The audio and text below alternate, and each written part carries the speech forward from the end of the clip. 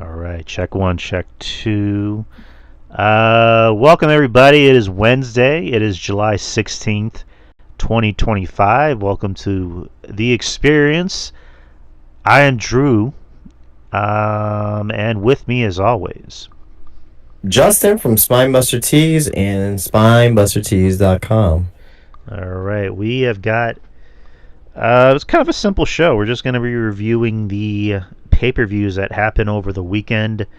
Kind of like how last week's episode, a big chunk of it was just us doing predictions for the pay-per-views for this weekend. So, without further ado, let's kind of just jump right into it. So, well, before that, I mean, you don't want to ask me, what I want to talk about first. There's probably some things I want to talk about first, but that's okay. We can just jump into it. No. That's rude of me. What do you want to talk about, Justin? I mean, it's okay. We can just jump. No.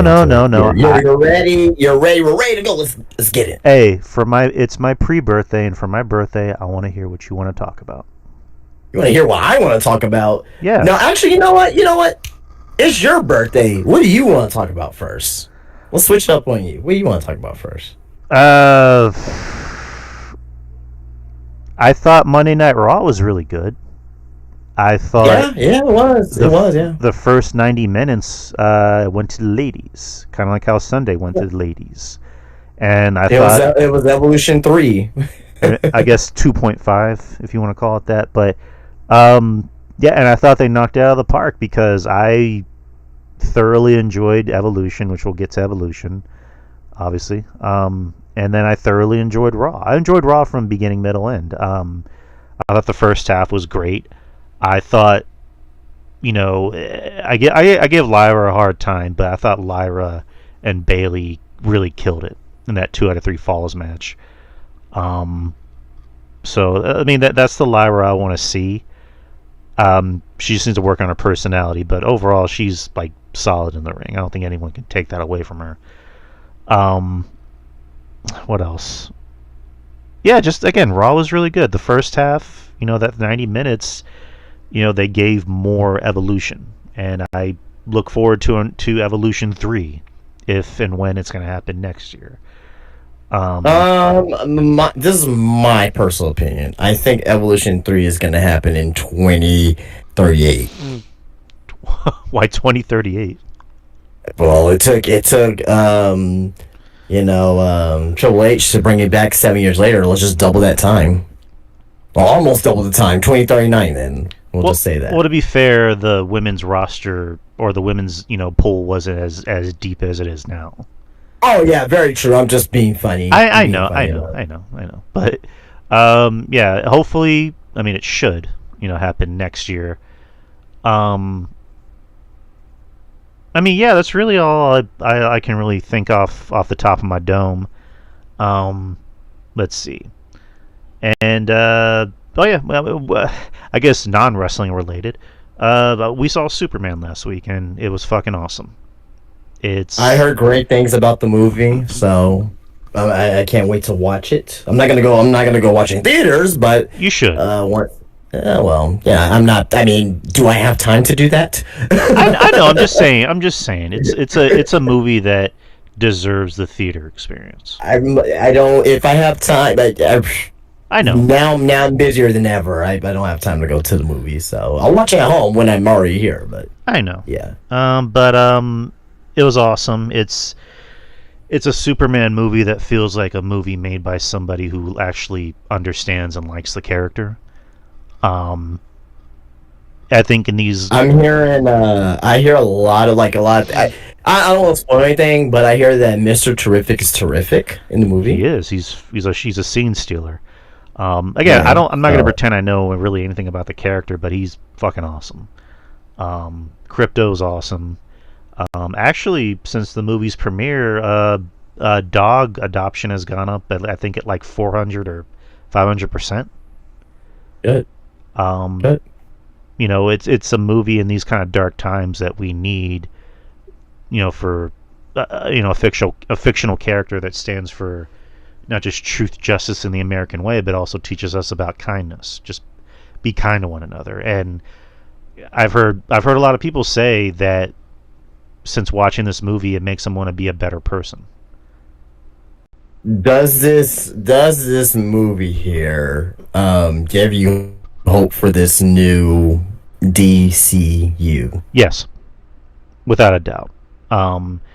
Because it I think the best way to describe it is it feels like a comic book movie. It's probably the most comic booky movie.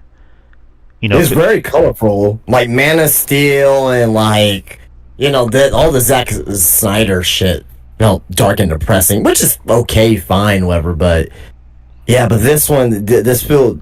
It's like a superhero movie with colors again. Like even like with the Marvel stuff for a while, like especially when you got to like Endgame and stuff, you got like very red and yellow toned. This one is like full of colors, which I like. It's kind of like not that you know or even give a fuck or care, but anyone in the chat will know what I'm saying.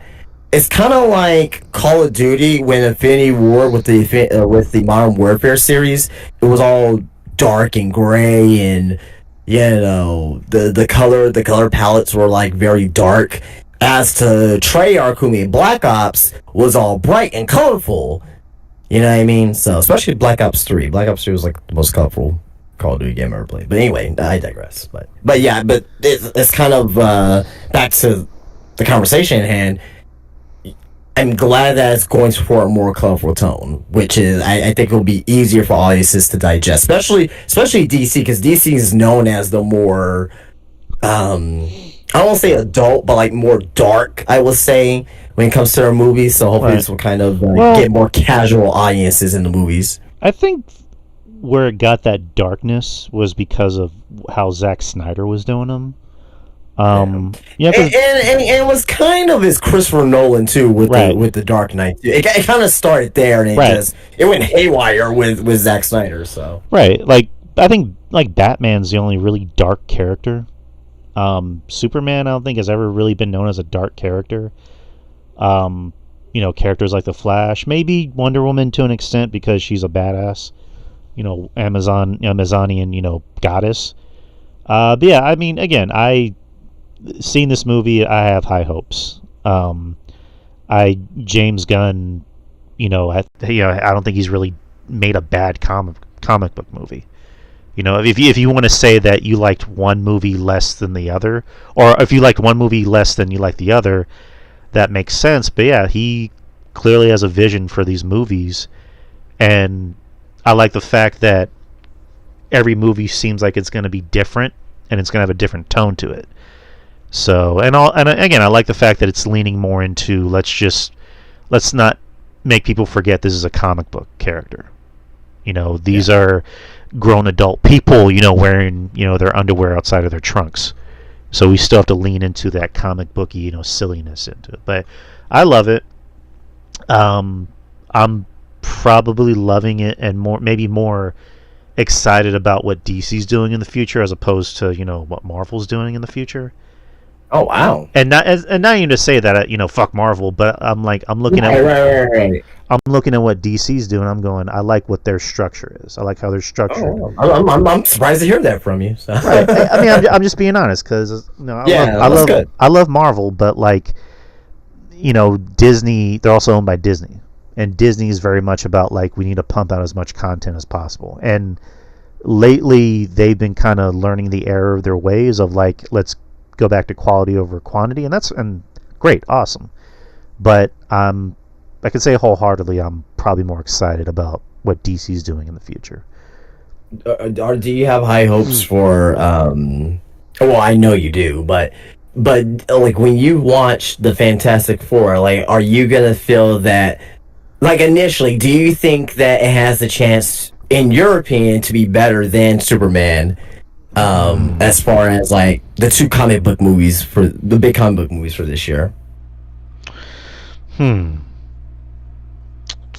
know it's two different things, but just it's damn, if you had to pick one movie, after watching the Fantastic Four when that comes out, do you have the feeling that it's oh, Fantastic Four, okay, I actually like that better than Superman, or is it gonna, or do you think it's gonna be oh, I think Superman is better than Fantastic Four? I Obviously, I think Superman's going to make more money. I mean, so far it's already, flew past its budget. So I think Yeah. it's going to break even by the end of the week. Um, I think Fantastic Four could be a better movie. Yeah. So to speak. I know, because like trailers are trailers. Trailers are they do their job to get people to want to watch the movie and buy the tickets.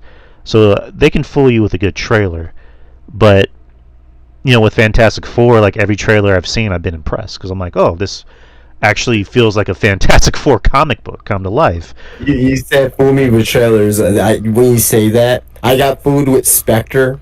Wait. I got fooled with Spectre so hard because I'm like, oh, Blofeld's gonna be in the movie. Blofeld's gonna be in the movie, and yeah, I got food for sure.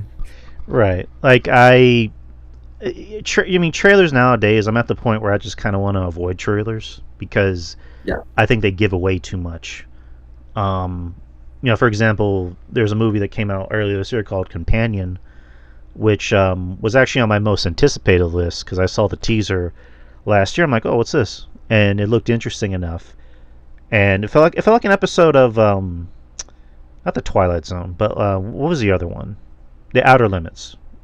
And Black Mirror, which I never watched Black Mirror before, but people threw that name out there too. And it was on my most anticipated list because it gave me enough without giving me everything else.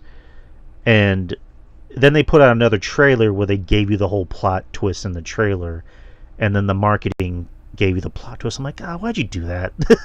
Like, this could have easily been like my favorite film of the year if it weren't for that plot twist. Because I went in watching it, and the whole time I'm thinking, imagine if I didn't know what this plot twist was, what this plot twist is going to be, and if I never actually watched another trailer, if I avoided the internet as humanly possible.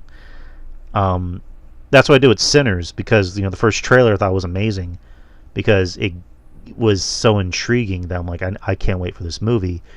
And then they put out a second trailer where never saw it, but I kept hearing people say this is giving away everything. And so anytime I went to the movies, I made sure to have my headphones so that way I can just put them in and wait for the trailers to be finished, because as soon as I would see that trailer pop up, I'm like, nope.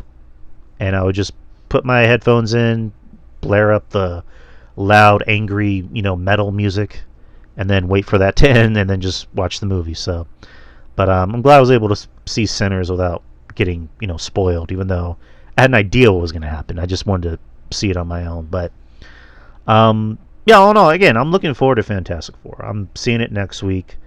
I hope it's good. I mean, I obviously want these movies to be good. I know Marvel needs a win. Maybe lately they've been putting out some better content, like with Daredevil and Friendly Neighborhood Spider-Man and Thunderbolts, which didn't make the kind of money they wanted, but still was a great film. So I think they're on the right track. I'm just, again, like I mentioned before, I'm more interested and intrigued by what DC is going to be doing in the future. So just my opinion. That's fair. That's fair. But I ranted enough. What do you want to talk about? Yeah, I don't think we're gonna get time to actually we were not gonna we were not gonna have a lot of time to talk about this, but I want to talk about Adam Cole. Ooh. And kind of what happened. Well, I mean, I feel sorry. I'm honestly, you know what? I don't mean to talk over you, but like I feel terrible for Adam Cole. I mean, I know I ragged on him a little bit, and it wasn't like out of like malice, but I truly feel terrible for the guy. So yeah, so if you guys, I mean, if you're listening to this, I mean, I don't know how you didn't hear this, but he got a concussion in a match on Collision again. It was like a 6-man tag, and his opponent, Kyle Fletcher, hit him with a clothesline, and ended up giving him a concussion, and that was his third concussion, I believe, in a year. So Adam Cole came in to vacate his TNT championship, at All In, and he's going to be out for a while. And a lot of people came pouring out in support of Adam Cole. And I mean, I could go on name people: Britt Baker, Kevin Owens, Johnny Gargano, Tommaso Ciampa, Dax from FTR, Renee Paquette. Just a ton of people came out and show support of Adam Cole. But I guess the point that I want to see is that I saw some discourse online that, if he would just became a manager, this would never happen to him. And I'm like, well, at the time he was like 31, 32 years old, like, the prime of his career, and like, you're not gonna turn that guy to a manager. But the point I'm trying to get to is that this could have happened to anyone, anywhere, at any time, right? Daniel Bryan got multiple concussions in the WWE, and he had to retire early, and he came back, and we know the story with that, right? And who say that Adam Cole would not come back? But I just hate like these insensitive fans out there that saying, or he deserves it because he left WWE, or oh man, that's what he gets for being so small or whatever. And it's like guys, like, you guys are talking all this big noise, and like, how about you get in the ring and take a clothesline? You know what I mean? Half of you guys, most of you guys wouldn't do that. So I think we need to show more respect to these wrestlers, because it's cliche, but it's true. They put their lives on the line in the ring. A concussion is no joke. 3 in a year is no joke. He may never wrestle again. It's a possibility he may never wrestle again. And the fact that people out there are very insensitive about it is it's terrible. Downright disturbing, terrible. It just shows that a lot of people, I don't know. Some of people's personalities, I don't know. Maybe they're jealous of Adam Cole. I don't know. I have no idea what it is, but yeah, Adam Cole was forced to vacate the TNT Championship, and we'll talk about All In later on. But Drew, I want to hear your thoughts about this. What are your thoughts about Adam Cole? The discourse online of fans basically saying like, oh well, maybe he should have just been a manager instead. Maybe he should have just stayed in WWE. That's what he gets for we're trying to go to AEW. Like, what's your thoughts about Adam Cole and the whole discourse of it afterwards? Well, I mean, I think I kind of said a little bit about it, but it's just, again, I feel terrible for the guy. I've always liked Adam Cole. I mean, again, I've mentioned on the show, I made jokes about it, but it was never anything with malice. And I always followed it up with, I like Adam Cole. I do like Adam Cole. I'm a fan of his. Our friend RJ, I think, is probably a bigger fan of Adam Cole. You followed him from the CZW, Ring of Honor days. And I was a huge fan of his in NXT. They really pushed him like he was, the next big thing. And he kind of was Mr. NXT for, a while. Forget about Johnny Gargano. But when he went to AEW, I was intrigued because I'm like, all right, what's he going to do here? And, not to kick a man while he's down. It's just, ever since he's gotten to AEW, it's just, it hasn't been a failure. It's just been very underwhelming. No, it's been a failure. It's been a failure. And I don't really blame Adam Cole for that. I put blame towards Tony Khan and his booking, and he had the double storyline with MJF, the best friend storyline. He jumped down and broke his ankle. He was injury bitten. Right. In AEW, so it's kind of, so there is blame for Tony Khan there for not booking him strongly early on, and there's also blame for not really blame, but like just misfortune on Adam Cole's side of things too as well. Right. The biggest moment of his AEW career was main eventing uh, Wembley with MJF. You know, that storyline with MJF, which, aside from the Punk feud, I thought that was MJF's best work because you got to see the human side of MJF. You got to see him have more personality. You got to see his comedic timing, and same thing with Adam Cole. But yeah, just other than that, none of this is Adam Cole's fault. It's booking. They should have booked him like he was a big star right off the gate. Instead, they just put him in that faction with Kenny Omega and the Bucks and blah blah blah. And just again, fans are insensitive as fuck. Like, the fans don't even wait a day or let alone a week before they just start saying the most insensitive, ignorant ass shit that anyone can think Terrible, of. man. You know what I mean? And they somehow want to make it tribalistic about, well, he still have stayed on WWE. He should have been a manager. Well, like, oh my god. Like, can you just wait a week at least? like Jesus Christ. Just the guy's obviously not dead. We know that. But also as well, it's like, let's say he becomes a manager in WWE, he can still do bumps and spots. Right? If he gets clotheslined by somebody in WWE and he still gets a concussion that way, then what?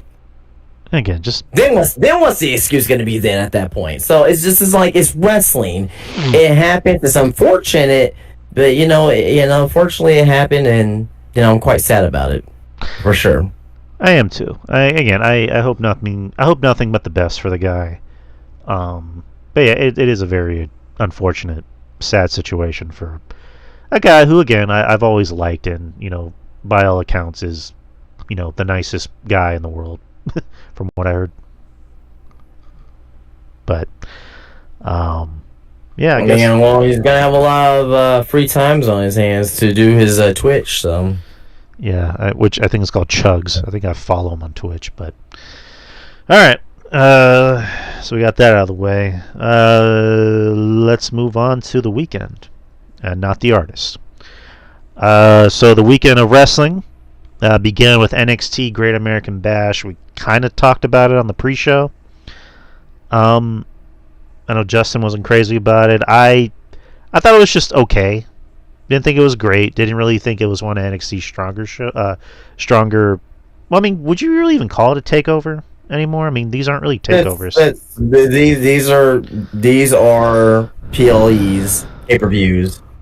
So yes, I wouldn't officially call it a takeover because it doesn't have the name takeover in it, but these are pay-per-views.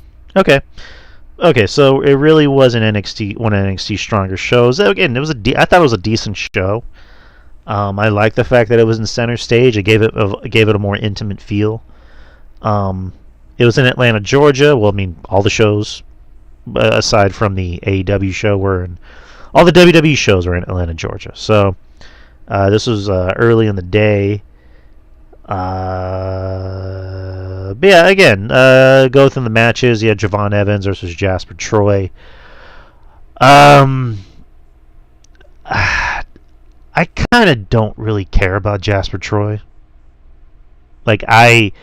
We talked about it. We've been talking about him for a bit, where that's a guy that they really pushed right off the bat, weirdly enough. He has an interesting look. He's not terrible in the ring, but his first big feud and matches with Obafemi for the title, he loses, and it's like, okay, where do you go from here? And then that's the reason why I mentioned this all the time. That's the reason why I hate people getting title matches so early in their run, because if they lose that match, what's next? Right. We talked about last week where I forgot what your pick was, but I was just like, well, he should beat Evans. Evans can take a loss. Evans is still what? He's barely 21. I don't even think he's turned 21 yet.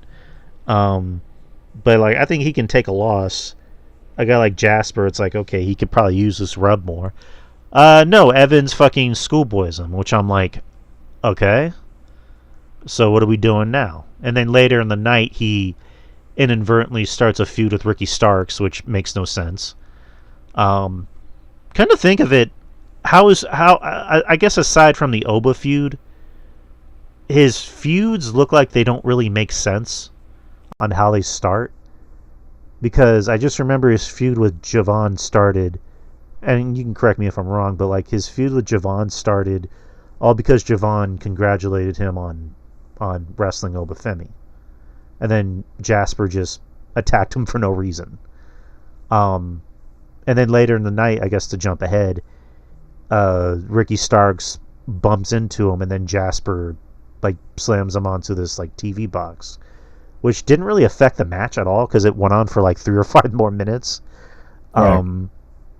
So and then on Tuesday, again, I'm jumping ahead. I'm sorry, but like on Tuesday, he tells Ava, he bumped into me. He shouldn't have pissed me off. And it's like, you were backstage. Like, this is a wrestling show. So is this how all your feuds are going to start? Where somebody just says a thing to you that's just very mundane and you're going to get mad at them for it? Like, I don't know. Again, maybe I'm overreacting, but I don't really have any interest in anything Jasper Troy does from now on unless he can do something more interesting and actually win a big match. But I don't know. Again, this match was just, it was fine for what it was, but it's like, where do we go from here? And are people going to care anymore? So, I don't know. But did you have any thoughts on that? This show, I don't have much thoughts about anything about this show. All right. Then you had Sol Ruca defend her North American Championship against Izzy Dame. I thought the match was just okay. Sol Ruca is, she's athletic as fuck. She's gonna have a future. She had a pretty good showing at Evolution to kind of get more eyes and ears on her, so I wouldn't be surprised if before the end of the year she's already on the main roster. Izzy Dame, I don't really, to be honest, I don't really see much in her. Maybe she needs to work more, because there was a point where she wasn't really doing much, and now she's getting more eyes and ears on her with this Coling faction. I'm not interested. Again, I'm not really at the moment. I'm not really interested in anything Izzy Dame does. But Sol Ruca got the win.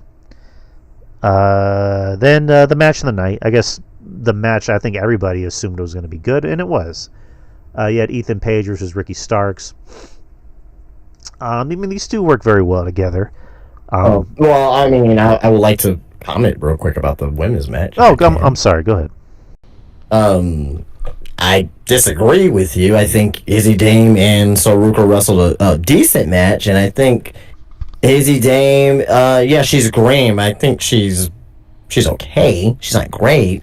There is something there with her, obviously, and something like how she did like that Codebreaker Lung bloater like off the top rope. Those look very smooth, with her doing that. Her power moves. She has good power moves, I'll say too as well. But and Sol Ruca's, she's gonna be one of the future GOATs, if you will, of the women's division, because she's so over. She's very athletic, and she can hit that soul snatcher out of nowhere. So. Not a great match by any means necessarily, but I thought it was a okay match, if anything. All right. Then Ethan Page and Ricky Saints. A Falls Count Anywhere match for the NXT North American Championship. Easily the match of the night or day, afternoon.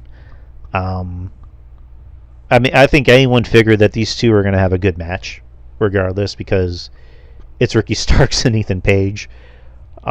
This was fun. I like the fact that they were, it's obviously a Falls Count Anywhere, and they were in the ring very seldomly when it was needed.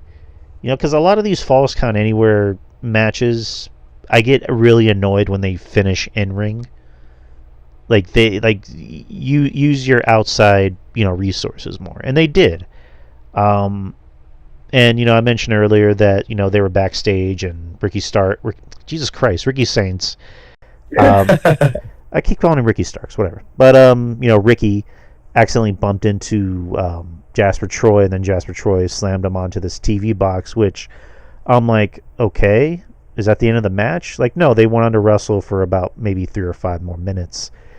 And it ended with Ethan Page giving a razor's edge to Saints onto this table, which was a pretty nice looking spot, and then pinned him, right outside the ring, on that table. And he's still the United States champion. On Tuesday, he mentioned what is it that next Tuesday NXT is going to be in Houston, Texas, your favorite city. And it's going to be a pretty packed show. So more than likely you'll find out who his next opponent is. Probably gonna see some of the the reality of wrestling guys show up. Not like oh, this goes from reality wrestling, but just more of like security when they do like spots like that, when they like get people like for security or like Planet fans, things of that nature. So right, but yeah, next week NXT is gonna be must see. But what did you think about this match? That was a fantastic match. There was a ton of matches this weekend. This was the best match of the show for NXT. You got, and it's expected. You got two pros in there. These guys been wrestling forever, so that freaking Eagles Edge, through the tables, man, it was sick. Very good match. Very, very good match. We'll see what happens next with these two. So. All right. Where am I at? All right. Next is the NXT Championship. You had Obafemi versus Yoshiki Inamura. Again, decent match. It was a hoss fight. It definitely was a hoss fight. I like when Inamura does that bit where he's on the top rope and he just starts shaking the whole ring. I think that's pretty funny.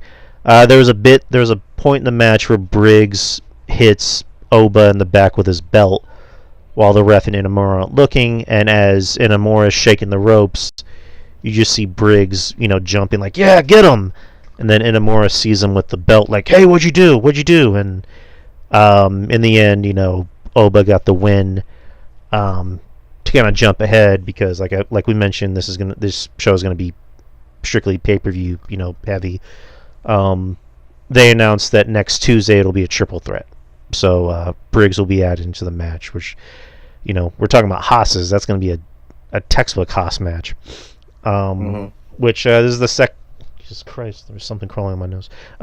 This is the second time that Briggs and Oba have been involved in a triple threat, because last year, they had that amazing triple threat with Dijak, which I think NXT voted as their match of the year. Right after Dijak was already gone. So yeah, but that should be a fun match. Oba is kind of in a weird spot where they can't really find anyone for him to. They obviously are finding opponents, but there's really nobody interesting for him to face. Like, how do you feel about How do you rank Oba's towering so far? Not the way I hoped. Because there's really not a lot of stars in NXT. Because Trick is the TNA champion, but he's probably going to be to the main roster, pretty soon. I like Josh Briggs, but Josh Briggs isn't really lighting the world on fire. Ricky Starks could be another opponent, but Saints, Jesus Christ, Ricky Saints could be another opponent, but after that, it's like, what else? I wouldn't mind him. I wouldn't mind him working with Ethan Page. That'd be a pretty fun feud. But after that, it's like, who else do you have him go against? Do you have him do another match with Moose? Like, I don't know. Like, how would you? Do you think there's a possibility that someone from TNA will take the title for Obafemi? That'd be interesting. That'd be pretty interesting. Depending on who it is, though.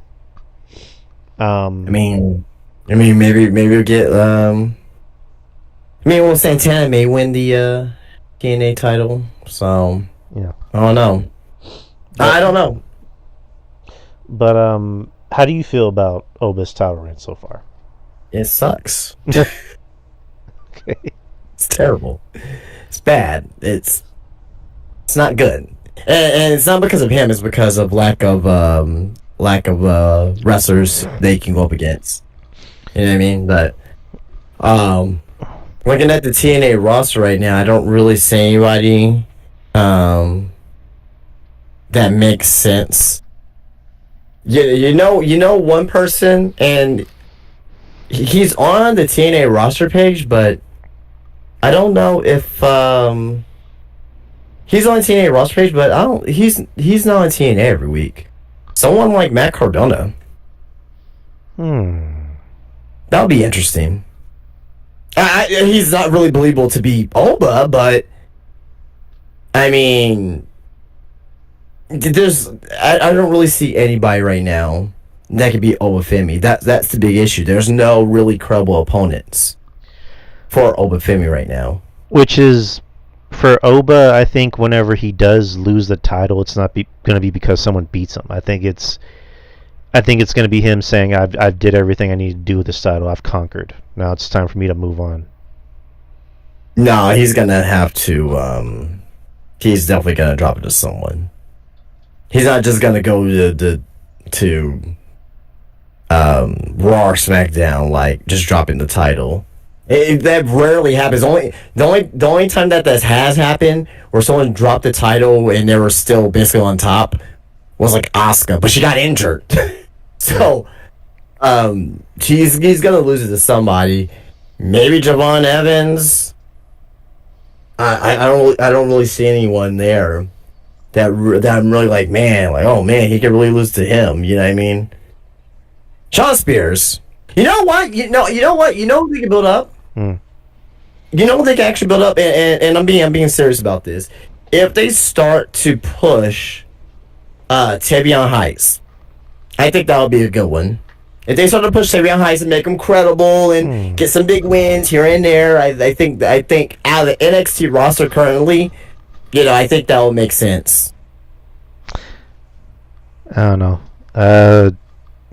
You do need to build up stars, or possibly bring in somebody who's a free agent.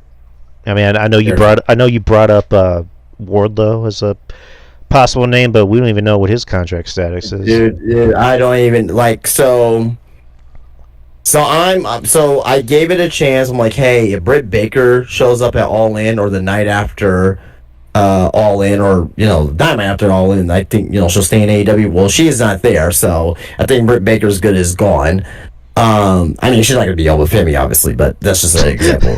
That'd be a fun match. I'm not playing. well, maybe for you, because you'll see Britt Baker get thrown around. Yeah. But I will say that Wardlow, that is the guy if they can get him in. But who knows? There hasn't been no news about Wardlow, so. What if it were Von Wagner? Oh, Von Kali, I miss him. Oh man, but no, unfortunately. Come Tuesday. I don't know. We'll see. What do we have next? All right, let's move on. The main event was a tag team match. It was Jordan Grace and Blake Monroe versus Fatal Influence, JC Jane and Fallon Henley. I thought it was a pretty solid tag team match. I don't know if it needed a main event. I think they chose it as the main event, to kind of like be a segue into Evolution. And it was fun. It was fun. I don't know about that. I have no idea why. I don't know. I mean, if you look at the card, Ethan Page and Ricky probably should have main evented the show. Probably so, yeah. Because that was probably the only match that had some heat on it. But again, I think this was probably just a nice way to kind of not necessarily sell Evolution to people, but to kind of like prepare people for Evolution. But again, I don't think the match was bad. I just, not sure why it needed a main event. But I mean, I do know, but It probably shouldn't have main evented, but that was the Great American Bash. A show that probably didn't need to be a PLE. It probably could have just easily been an episode of NXT, and I think it would have done just as fine, or just as the way the PLE did. But again, WWE want I like WWE, but I can admit they're petty as fuck. they do love to swing their big giant $1 billion. Yeah, and they're doing it again with Heat Wave versus versus a Forbidden Door. Like, why are you so worried about fucking AEW? I don't know. Why are you so worried about AEW? Do you know why they're so worried about AEW? I don't even know why they should be. Like, why are they so worried about them? AEW's still around. Maybe WWE's just like, we want to be the only game in town. Well, that's stupid. It's hurting your fucking business. Yeah, it's just like, again, I'm willing to admit this. AEW gave WWE that, what's the word I'm looking for? That incentive to, something like that. I guess that incentive to get better and to write the shows better and to bring in better talent. And they did get better, even though lately the product has kind of not been as good as it was, say last year.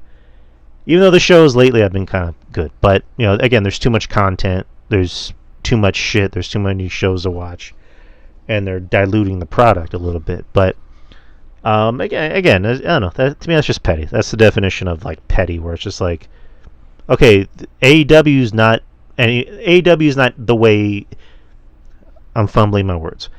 AEW is not the AEW from like 2 or 3 years ago. And again, they still have their fans. People still like the shows, and that's fine. That's the point of this shit. But they are not the AEW of old. I would like them to be the AEW of old, because once upon a time, I was actually enjoying AEW. I was actually thoroughly watching their shows.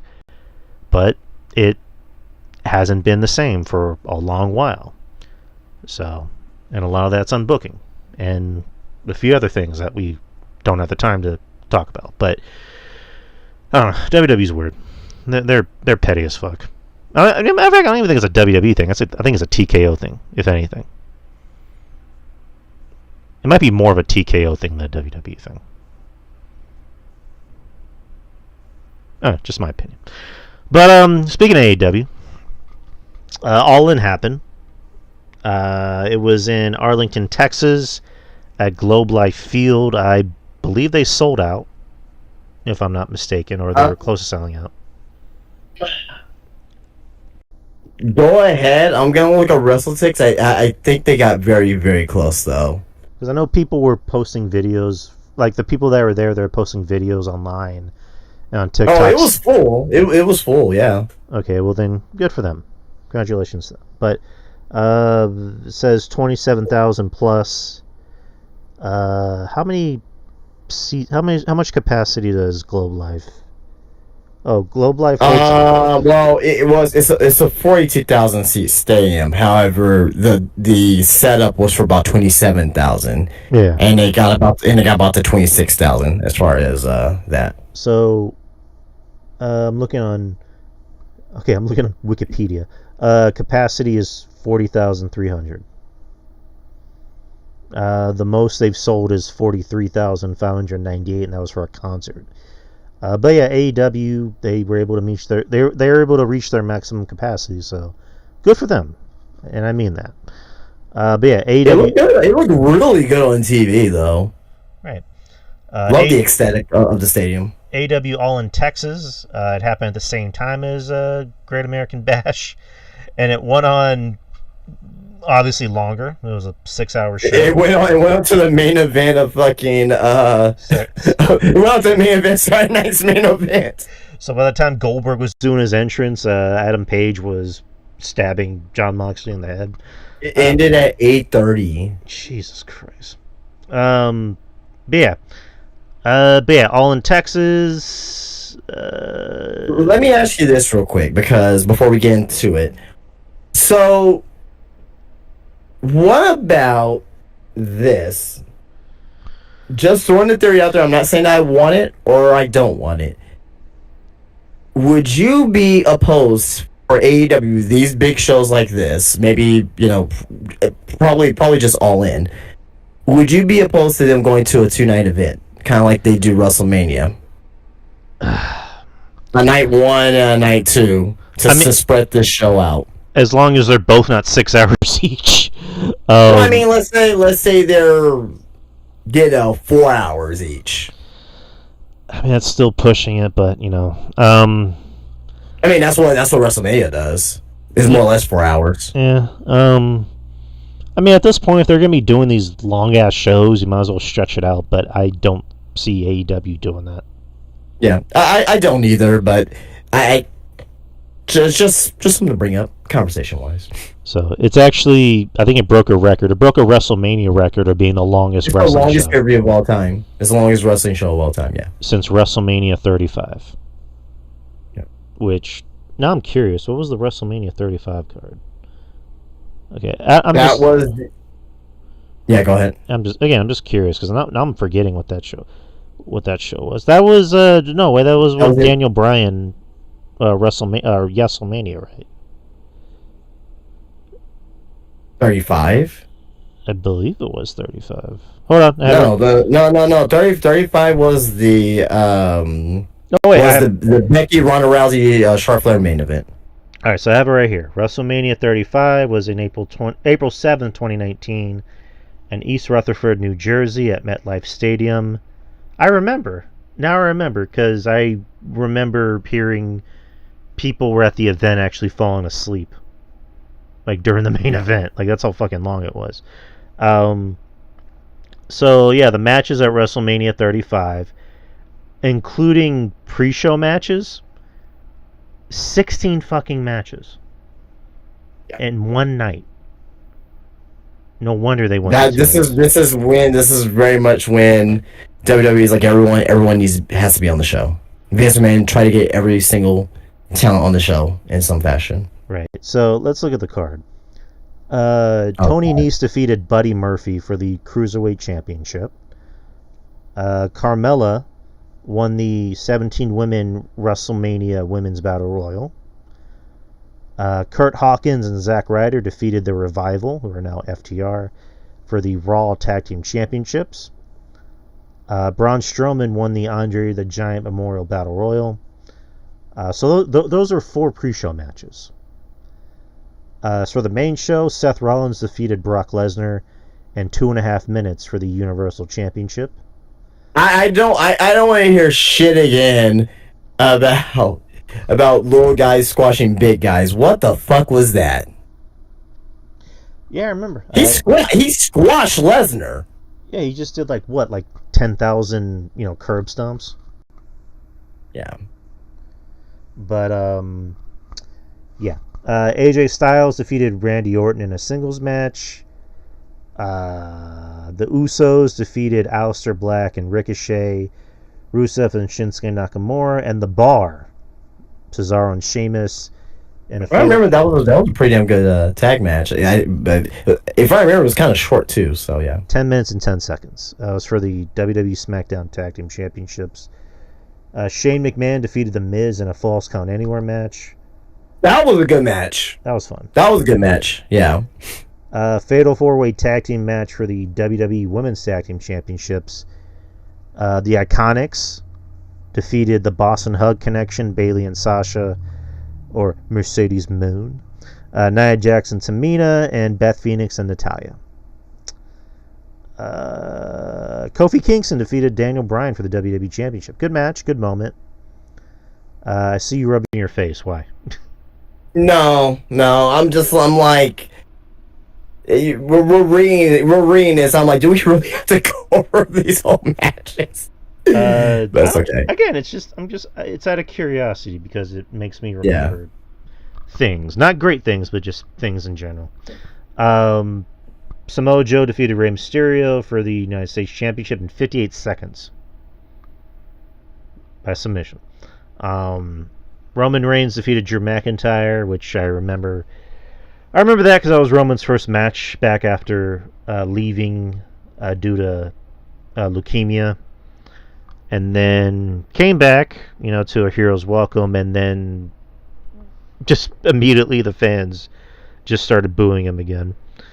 So yeah, there was that. 6 years later, look at where these guys' careers have been. Triple H defeated Batista in a no-holds-barred match. Had Triple H have lost. That match went on fucking forever. Yeah, that was bad. It was Batista's last ever wrestling match. If Triple H have lost, he would have had to retire. And he ended up retiring that year anyway, right? Yeah, because of he had a heart attack, or I guess they had a different way of putting it, but it was essentially a heart attack. Well, it was like a cardiac event, or however they want to phrase. WWE, they like to phrase certain things like he's at a medical facility. My heart isn't working. Yeah, so it's not funny. It's not funny at all. But I remember when Owen Hart, Over the Edge 99, I remember Jim Ross was explaining as they're giving Owen Hart heart massages. I was like, how can you? It's not funny, but I'm thinking about the way he said it. I'm like, how can you massage a heart? But Jesus Christ. Yeah. We have 3 more matches after this. Baron Corbin defeated Kurt Angle in his final match, which was fucking an abortion. Like, Jesus Christ. The Demon Finn Balor defeated Bobby Lashley for the Intercontinental Championship in 4 minutes. 4 minutes and 5 seconds. That's when Bobby Lashley was with Leo Rush at the time. Lashley, and Bobby Lashley was dressing like a Squirtle from the Squirtle Squad for some reason. Wasn't he like bending over and like fucking spraying his cheeks open? Yep. Yeah. And then main event, of course, was Becky. I hate Vince, man. God damn, bro. Yeah, I love how when Triple H does things that people don't like, they're like, "Well, Vince never would have done this." It's like, yeah, he did. He did it worse. Stop. And then the main event was a triple threat. First time the women have ever main evented WrestleMania. Becky Lynch, Ronda Rousey, and Charlotte in a winner-take-all match for the Raw Women's and SmackDown Women's Championship. Becky Lynch won in a very underwhelming match. This easily just should have just been Becky and Ronda, but they needed something for Charlotte to do. So yeah, the not a very good match, not a very good Mania, and hence why it was the longest. I guess now it's the second longest pay-per-view of all time. But that was fun. That was fun and just awful having to re-review that show. Now we're gonna review a longer show, or I guess you're gonna review a longer show. So I'm not reviewing this show. I guess we don't have to go match by match, but overall, just kind of give your short, brief, however long perspective of AEW all in. I thought this was so. Give shit about the actual daily or weekly shows that AEW does. Collision, Dynamite, they're shit. Tonight was shit, right? No follow up. Outside of Hangman. Hangman had a very good promo at the beginning of the show. Outside of that, the show sucked tonight. But their pay-per-views, on the other hand, have. I don't think there's been maybe 1 or 2 pay-per-views. This show really sucks, but I will say that this was a damn good show. I will say that the show didn't really get started until the tag team match of Swerve and Ospreay versus the Bucks. Dustin Rhodes winning the TNT Championship was I will say surprising per se, but not really surprising, being that they're in Texas and being that they may want to give Kyle Fletcher some heat being Dustin Rhodes, so I totally get it. I think Dustin deserves it as well. For being like a great master for AEW. I really enjoyed the tag team match. If you would have watched this, Drew, you would have hated it because it's not your type of style. But I like it. It's my kind of style of wrestling of what I like to see. I love spotty wrestling. So there's that. Athena winning the Battle Royal. Good for her. We'll see where it goes from here, but good for her. I'm glad that she's finally possibly gonna get out of that RH dungeon. She's gonna be a 1,000-day women's champion soon, the forever champion she calls herself. The three-way tag team match for the tag team championship, I didn't really love too much, but you had Adam Copeland coming back, and it looks like they're setting up Cope and Christian to be set up to go up against Nick Wayne and Kip Sabian. So, but a lot of people were complaining about Cope coming out there and why was he just running on stage, and why didn't he come down? Well, he didn't really come out there to say Christian at all. He's wanting to try to get back at FTR, who was out there. So, what else was on the show? Oh yeah, Okada and Omega. Nothing's gonna beat their matches that they did in New Japan. They're fucking 7 years older now. Very damn good match. Almost a 5-star match, but Okada winning, kind of surprising. I thought they were gonna give it to Omega. Oh god. So not that you care, Drew, but they changed fucking Okada's theme that he's had since 2015 or whatever, or 2014 or whatever. No big deal. They just changed it into some fucking generic rock song tonight. No issues whatsoever. There's no issues over here. I'm fine with Okada's theme changing. His iconic theme gone. It's like changing John Cena's theme to something. Imagine WWE just changes John Cena's theme the very last year of his career. Mm-hmm. That's what they did with Okada. Okada had this great theme song for over a decade, and they just changed it tonight to some fucking generic rock shit. Terrible. The match itself was very good though. Close to 5-star, not quite. If you put it out as a 5-star match, I wouldn't blame you. Toni Storm and Mercedes, fantastic women's match. If you think it was the best women's match of the weekend, I am not going to debate you on that. And I thought this was going to be the best women's match of the weekend as well. But there are some spots in this match that I could have done without. But as far as in-ring wise, this is the best AEW's women's match of all time. As far as in-ring, it's not the best to me. I'll probably go with another match per se, maybe Chris Statlander and Willow when they had their street fight where it was last year. I thought that was a fantastic match, and that's my favorite AEW's women's match that they ever done.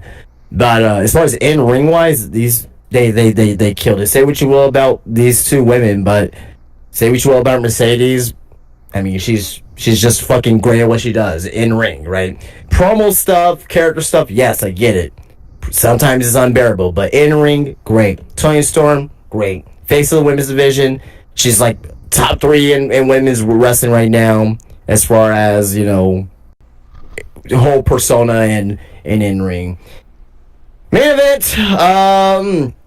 Texas Death Match, Hangman, Jon Moxley. It is going to be very polarizing. If it's not your type of match, I get it. Totally understand it. If you didn't like the blood, whatever. Wrestling is supposed to have blood in it. I'm sorry. But was it too much? At the very beginning, yes, because the blood was literally squirting out of Moxley. I was like, oh shit, I had to kind of turn away from a second.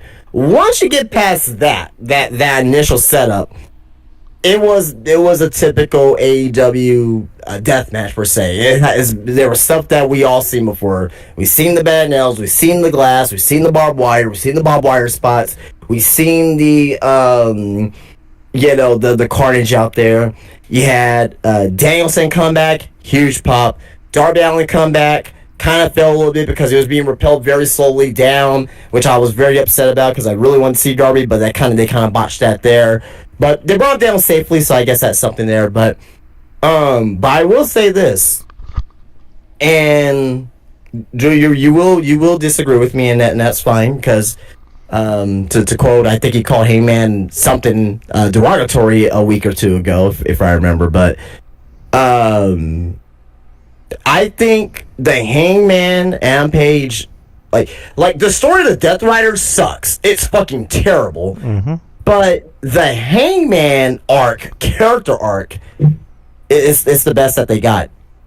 That story I was invested in. I'm invested in Hangman's story where he came in as this uplifting babyface, Mike Whitebeat babyface. Then he had conflictions and his best friends is turning on him. Then Kenny becomes champion and he has to find the will to beat Kenny. He beats Kenny. Then, eventually he loses the title. Then eventually he goes mad and, he turns into a heel and he loses his mind and he has this feud with Swerve and, he goes even more mad and, he burns down Swerve's house, and now after that is a redemption arc for Adam Page, and this redemption arc out of all things in AEW, all this shit with what's been going on, probably Hangman has probably been the most interesting thing to me. His theme songs, with the theme song Black Hat, phenomenal theme song. He came back out to his original theme song, which is it's pure. It's very pure. And it was the right circumstance for it. It's I don't know, man. It's like Captain America's statement, fucking Marvel vs. Capcom, which I don't think you may have heard of it before. I don't know. We write this down. This is the Captain America's theme for Marvel vs. Capcom 1. And I won't say it doesn't remind me of the same thing because it's two different genres of music, but it's very pure. And it's very babyface. And with Hangman winning, I think it was one of the best AEW moments I've ever seen. The emotion, him crying, the Jon Moxley, despite what people say about him, I thought he did a phenomenal job as far as selling, especially at the very end when he was getting choked out. Looks like he was on death and he tapped out. I thought that was phenomenal there as well. If you think that this was the best AEW match of all time, I'm not going to debate you. It's definitely not my favorite AEW match of all time. I don't even think I have a top 10, but I think it's still a damn good match and a good moment that happened and all in Texas. But overall, I give the show an 8.5 out of 10. I thought it was a damn good show. It didn't really pick up until the fourth match, but once that fourth match started, we really started to pick up at the pay-per-view. So. AEW's pay-per-view of the year thus far. Alright, that was all in, people. Alright, let's move on to Saturday night's main event. Let me just pull up the card. Come on. Alright, Saturday night's main event was the same day, July 12th. It was also in Atlanta, Georgia, at the State Farm Arena. Attendance was 13,010 people. And there were 4 matches. It was network TV, so they had to stretch out a lot of things, especially an unfortunate injury, but we'll get to that. The first match of the show was Randy Orton with Jelly Roll versus Drew McIntyre and Logan Paul, just to kind of backtrack a little bit. So Friday Night SmackDown, which was the night before, they were in Nashville, and Jelly Roll came out to do a performance, which I muted, because I'm again not really a Jelly Roll fan. I got nothing against the guy; seems like a nice guy. Jelly Roll or Belly Roll? Jelly Roll, not Belly Roll. No, he's Belly Roll. I mean, I like to at least give him credit. At least he's a fan. At least he actually. He's fat. Stop. You can. Is it not? Am I not telling the truth? He's fat. If this was me saying that, you'd be like, "Come on, Drew, Don't be mean. Well, I'm being funny right now. I know.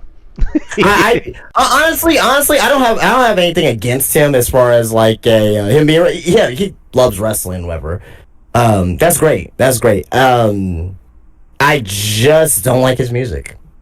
Right, me either. His music's not for me. He's clearly very popular, and he has an audience. So, I mean, at the end of the day, it's all that matters. It's not like this Drake or anything. Drake. I would be fucking. I would boycott WWE if they decide to put Drake on TV and actually like use him. I swear to God, I would boycott WWE without a fucking hesitation. Oh yeah, I've known you hated Drake for quite a while. I don't hate many people. I don't hate many people in life. I really don't. But Drake is one of those people. I'm more than just I may hate maybe about like this many people. I probably don't even need these fingers here on this hand. But Drake is on this hand for sure. He's definitely one of at least 5. All right. Hitler's up there too. Drake and Hitler.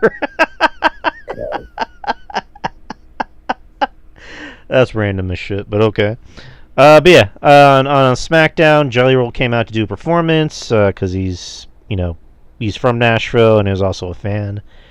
And then whatchamacallit, Logan Paul came out to interrupt and get in Jelly Roll's face and say, "You're an outsider. You don't belong here." Blah blah.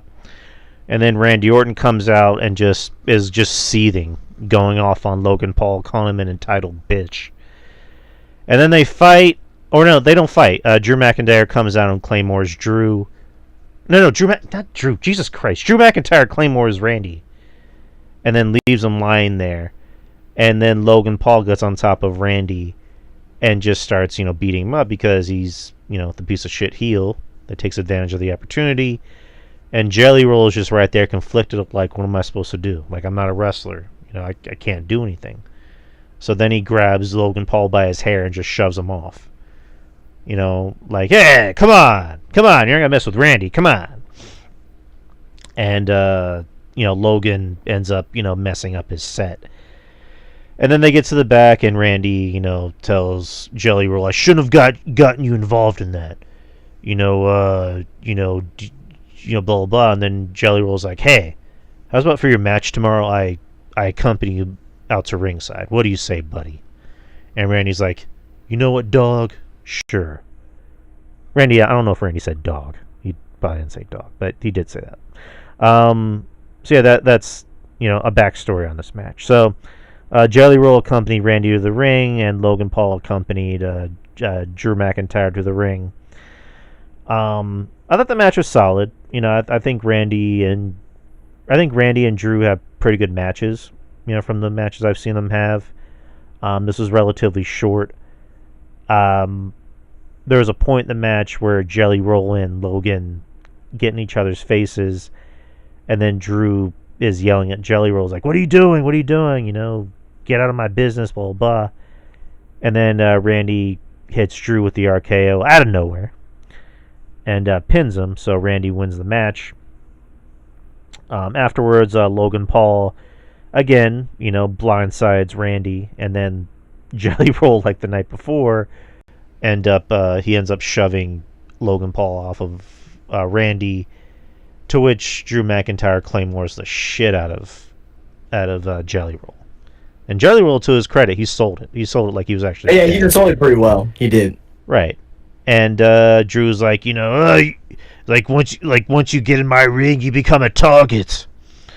And then when they get to the back, Jelly Roll's pissed off.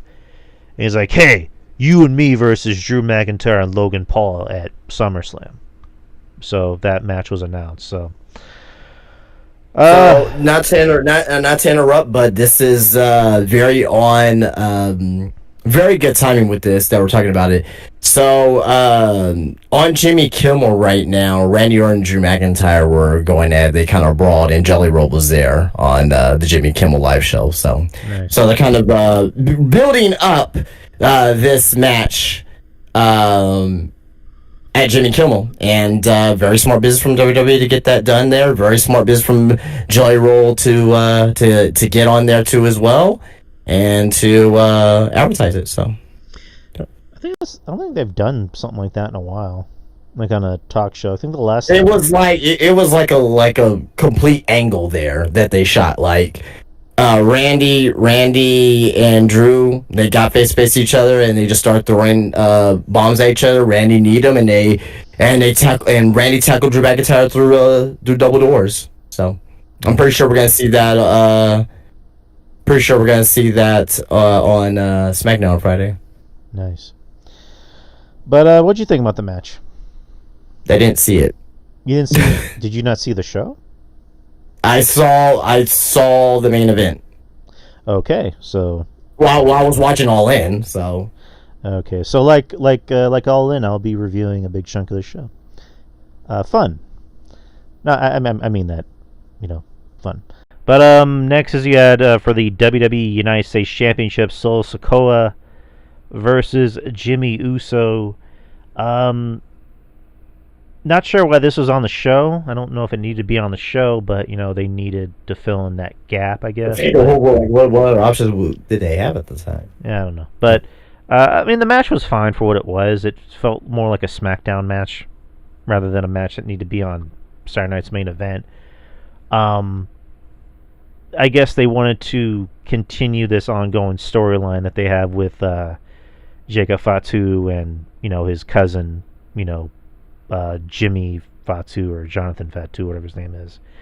Which eventually I get the feeling that Jey Uso is going to be a part of it somehow. I mean, he kind of has to. And Solo got the win as he should have, and then Jacob Fatu came out to make the save. But that's really all that mattered. I think these guys are going to feud until the end of the year. I wouldn't be surprised if it somehow culminates at War Games, and maybe Roman's involved somehow. I don't know, but we'll see. Oh wow. Also as well, back to the Jelly Roll situation. He just choke slammed Logan Paul through a table. so Logan Paul was on the show along with Jelly Roll. So all four participants were on Jimmy Kimmel. So that's pretty big. That's pretty big of WWE to do, to have a angle on national TV for the late night talk. So good for them. Right. Next is you had LA Knight versus Seth Rollins in a singles match. We all kind of know what happened here. So during the match, Seth is going for a backflip. Lands pretty awkwardly on his knee, which I believe is the same knee he's injured before. And it's the other knee, I believe. Okay. And then, calls an audible and has LA Knight do BFT to him to get the win. So Seth Rollins is legit hurt. We don't know a timetable. I know he was on the Rich Eisen show earlier, which he called the Seth Rollins show, which he mentioned that he did go get evaluated, but he just knows his knee is swollen, and at the moment he's just out indefinitely, but we don't know how long. So he needs to go get I think he needs to go get a second opinion to kind of know how long he's going to be out for. If he's out until Mania, I think they're still going to keep the Money in the Bank on him, since the Money in the Bank is for a year. But obviously, if it's longer, they're going to have to take it off of him. But I don't know. We'll see. But again, do you think this is a possible work? I mean, why would it be? That wouldn't really make any sense if it's a work. Not necessarily a work as far as like him being injured. I think he's legitimately injured, but do you think they're fabricating on how injured he is?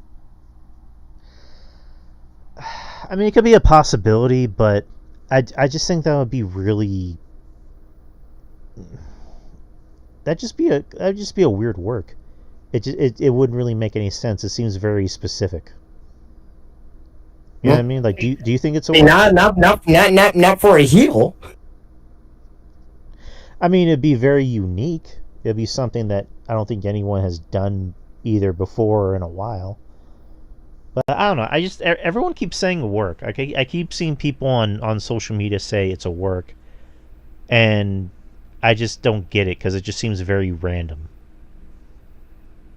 You know what I mean? But then again, we we haven't seen a lot of kayfabe in a while. I guess that's my point. Well, I'll say this.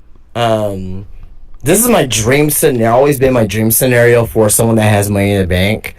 Because this hasn't happened before, and this is, I don't know if I ever told you this. My dream scenario always been for Money in the Bank was someone to get injured during their Money in the Bank run, and they'll come back unannounced and cash in. And it's like a huge deal because, like, oh, this guy's been out for 8 months, we haven't seen him, and he just comes back randomly one night and just cashes in. And I think we may get that finally with Seth, which would be pretty cool. I don't know, we'll see. I mean, I remember when Mr. Kennedy was Money in the Bank and he had to drop it because he got misdiagnosed. And it's like, isn't Money in the Bank supposed to be a year thing and he's supposed to be out for less than a year, but you took it off of him anyway because you misdiagnosed him? Well, I mean, I think they may have plans to had him cash in sooner rather than later anyway. That's why they had Edge, like, win and cash in that week. He won and cashed in that week. That was insane. Well, so Undertaker was on Kennedy's, because Ken Anderson has a podcast now, and he had Undertaker on, and the story was that Taker was secretly dealing with an injury, and that's why Vince wanted to get the title off of him pretty quick. So, Kennedy, ended up getting hurt at a house show, I think, and they misdiagnosed him, and they said he was going to be out for, I think, like 8 months, and then after he got reevaluated by somebody else, they're like, no, that's not a tear. You're going to be out for like maybe a month. So, yeah, but I think the whole point was, they wanted to take the title off of Taker, sooner rather than later because he was hurt. So, again, I digress. But going back to the show, however long Seth is out, we don't know. Is it a work? Maybe. Would it be interesting if it was a work? Possibly, but we will see. What do you do with this group? With Seth's group? Yeah. I mean, the Seth Rider. The Seth Riders and the Death Riders died in one night. They died in 1 hour, 1 hour apart. That's very. No, the Seth Riders are still going strong. They're dead to be until otherwise. I mean, I think they're obviously still going to continue. I think it'd be interesting if you added another member. Maybe an Ethan Page from NXT. Maybe, I don't know who. We'll see. But I mean, they're obviously putting more of the focus on Braun. I mean, they Breaker. They did that on Monday where they just had him run the whole gauntlet, which was predictable, but it was good predictable because it was entertaining to watch because Braun got to show off his strengths. He got to be the monster. He got to be dominant, and that's where I want my Braun Breakers. Which is kind of one of my biggest problems with this group is that Braun seems like he's very limited, and I don't think Braun needs to be in a faction. Braun is successful on his own. So what would you do with this faction then? I know you said add like Ethan Page or somebody like that, but I mean, I think you'll need to add like someone the caliber of a Seth, right? The caliber of a Seth? I mean, who is similar to Seth though? I was gonna name names. I'm not saying that they should be. I was gonna name names, and we'll just spitball it out here. Punk. Jesus, man. Styles. Mm-hmm. Dominic. I got one. Gunther. Why? I don't know. Why Gunther? I mean, we just had Imperium. You just said caliber, so I'm just saying Gunther. No, that's true. That's true. Finn Balor. If he wasn't injured, Chad Gable. He's still too a little goofy, you know, because he will still have to do the Grande Americano gimmick with it too, or maybe they'll retire. I don't know, but I don't know. It's limited names for sure. Mystery, You know what? mystery You know iguana. what? I'm playing. No. You know what? No, and I'm being dead serious about this too. You know who'd be perfect for this group, and it would just be the right in the right time because Seth is a top heel, right? Mm-hmm. You know who's uprising right now, and that would be great for them? Karrion Kross. That will be something there. Ooh. That would propel Karrion, and also at the same time make him a credible threat. I like it. I will like a Karrion Kross. I think that's my choice, Karrion Kross. I like what I hear. I do like it a lot. We'll get to the main event in a bit. I wanted to bring up something from AEW because you brought up Cope or Edge or whatever. Allegedly, his contract runs up in October, and you still got the John Cena retirement tour, which culminates in December. What if Edge were to come back and he would have one last match with John Cena? I mean, I will like that, but I mean, I don't know if that's gonna happen. I mean, if they're gonna pair him and Christian together, I will imagine that Tony Khan wants to put the titles on them, the tag team titles on them. We'll see. Again, I just want. I would love to see it, but you know, I mean, who's to say that he's not done after this contract? You know. Yeah, we'll see.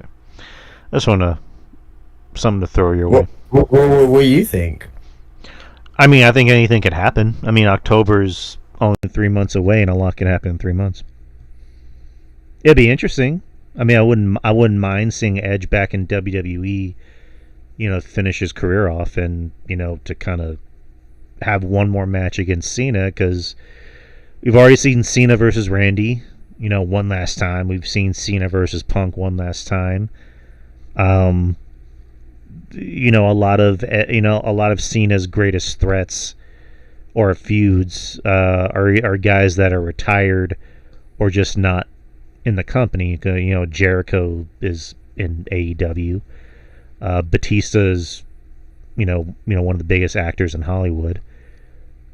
Triple H is retired. Shawn Michaels is retired. I think realistically, and The Rock is working in the boardroom. He's also one of the biggest stars in Hollywood. I guess the last person you're thinking of who's one of Cena's biggest, rivals is Edge, and that'd be interesting. They can have a match at Survivor Series. Fuck it, that'd be pretty fun. But again, at this point, they want to do the Edge and Christian reunion in AEW. Or Cope and Cage reunion. So who's to say they don't want to have one last title run? So we'll see. I don't know. Well, I mean, it's one of those things that if it happens, that'd be cool. If it doesn't, oh well. But all right. So main event time. You did watch the main event for Saturday Night's main event. Yeah, I did see. Yeah. Okay, so the main event, as we all know, was Gunther versus Goldberg for the World Heavyweight title. Goldberg's last match. The crowd was hyped.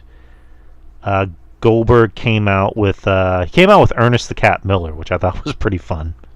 It was Doug Dillinger. He came out. I pop more for Doug Dillinger than the Cat. Which Doug Dillinger hasn't aged since 1997. He still looks the same. Oh man, I wanted to cry right there, man. This is my fucking child. That's WCW. That's my childhood right there. Yeah, Again, the dude hasn't aged. He has those Arn Anderson genes where he looks the same since back then. But Goldberg came out to a big reaction, obviously, because it's Goldberg's last match, and it's in Atlanta, Georgia. Again, the match was long, actually. It was 15 minutes and 20 seconds. No. Not a terrible match. I mean, I'm not trying to say it was a great match or anything, but not a terrible match for a Goldberg match, especially for a 58-year-old Goldberg who, to his credit, he just had stem cell therapy, but still getting blown up before he got to the ring. And a lot of this... You want to know... I'm sorry to interrupt, but this is a very, very key detail. And this is exclusive news here. Very exclusive. Okay. Hmm. Do you know how Goldberg trained for this match? How? Goldberg trained for his match at the Hybrid School Wrestling here in San Antonio, because he lives in San Antonio. So he trained there. He had Hurricane Helms was here, along with Brooks Jensen. And guess who else was there as well? Is it an NXT guy? No. So it's a main roster guy. I'll save the suspense. It was Gunther. Ooh. So they were all here at Hybrid, and they were training extensively over. And I just learned this. A couple days ago. They were training extensively here for about 2 weeks. Gunther came down here 2 weeks. Not stayed here for 2 weeks, but he came out here 2 different weeks. Over the course of a couple days to train with Goldberg here. And I guess they went over how the match was gonna go and, spots and things of that nature. So you're not gonna hear this anywhere else. I will actually post pictures of Gunther, Goldberg, and everyone else in the chat a little bit later, so you guys can see that. So, but yeah, they trained here for their match. Nice. Okay. Did not know that. Pretty awesome fact. Yeah, going back to the match, Gunther did everything he could to make Goldberg look, decent in the ring. He did everything he could in this match because it's Gunther. What can you say about Gunther? He's possibly the perfect wrestler if we're talking about conditioning and pacing of the match and just doing things that just doing little things that a lot of guys don't recognize that kind of go unnoticed. So that's why I take Gunther over pretty much anyone nowadays. But he worked overtime getting Goldberg over to the point where it's weird because the Seth match ended early, and so they had a lot of time to kind of not only stretch this match out, but to kind of maybe give Goldberg maybe a little bit more time in his speech, which we'll talk about in a bit. But I get the feeling that Gunther called an audible in some points in this match to kind of, well, not kind of, but like to give Goldberg maybe a few minutes to breathe. Because, like I mentioned, Goldberg was getting blown up, and there was a point where Gunther rolled out of the ring to kind of give Goldberg maybe 2 or 3 minutes to kind of catch up. Not catch up, that's the wrong word, but to kind of get his breath back in before he does a jackhammer. And there's that spot where Gunther gets in Goldberg's son's face and shoves him, and then his son gets up to confront him, and then security has to pull him away, and then Gunther gets back in, and Goldberg goes for a spear, and then a jackhammer, but the referee has been knocked out. It was Charles Robinson, which Goldberg speared. For the record, I told you that I thought Goldberg had a chance to get him up in the jackhammer, and he did. Yeah, and again, it wasn't bad. It was nowhere along the lines of what he did to Taker. Well, that was like god awful, but I believe that he was gonna do his best to be in shape for this last match, and it looks like they may have I would have liked to think that they may have practiced that jackhammer at Hybrid as well. Right. You know what I mean? So again, of all the he took it very seriously. Of all the jackhammers in Goldberg's recent run with WWE, it wasn't that bad. It wasn't that bad. Like I mentioned, he speared Charles Robinson, which Charles Robinson, I think, said that he might have cracked a rib. Charles Robinson, he's been kind of... he's had an interesting year. He got fucking knocked out by John Cena. And then he got speared by Goldberg. So, Charles Robinson's a G. You gotta give it up to Lil Nate. Goldberg goes for a jackhammer. There's no referee, and then another referee comes in. 1-2. Gunther kicks out and then goes for his sleeper, chokehold, to which Goldberg passes out, and Gunther is still the World Heavyweight Champion. Which afterwards, They go to commercial, which was like, really? They went to commercial immediately.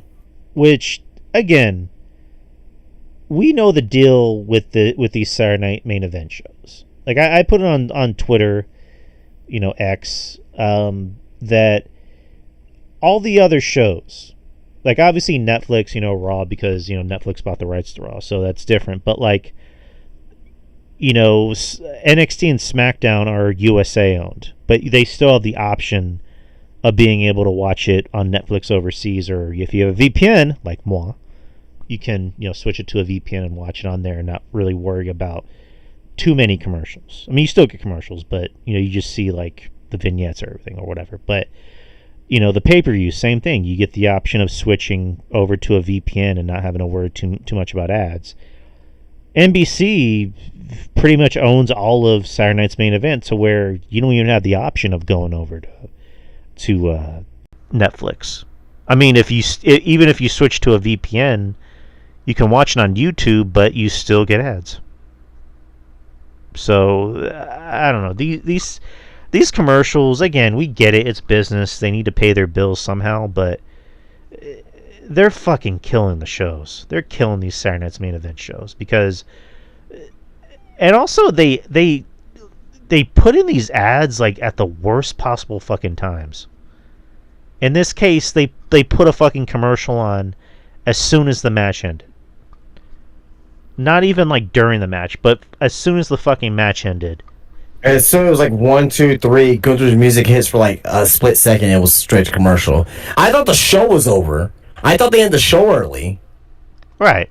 And then right when they get back with a minute to spare, you have Goldberg with his family and his friends in the ring, thanking everybody, and then the show ends, and it's like, okay.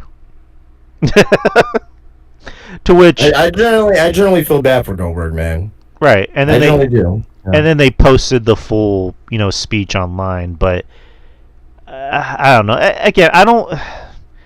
He's mad about it because he was on Ariel Helwani, and again, does he have a right to be mad? Of course, but he's also blaming WWE for it, which I'm like, no, come on, Bill, that's NBC, that's not WWE. Come on.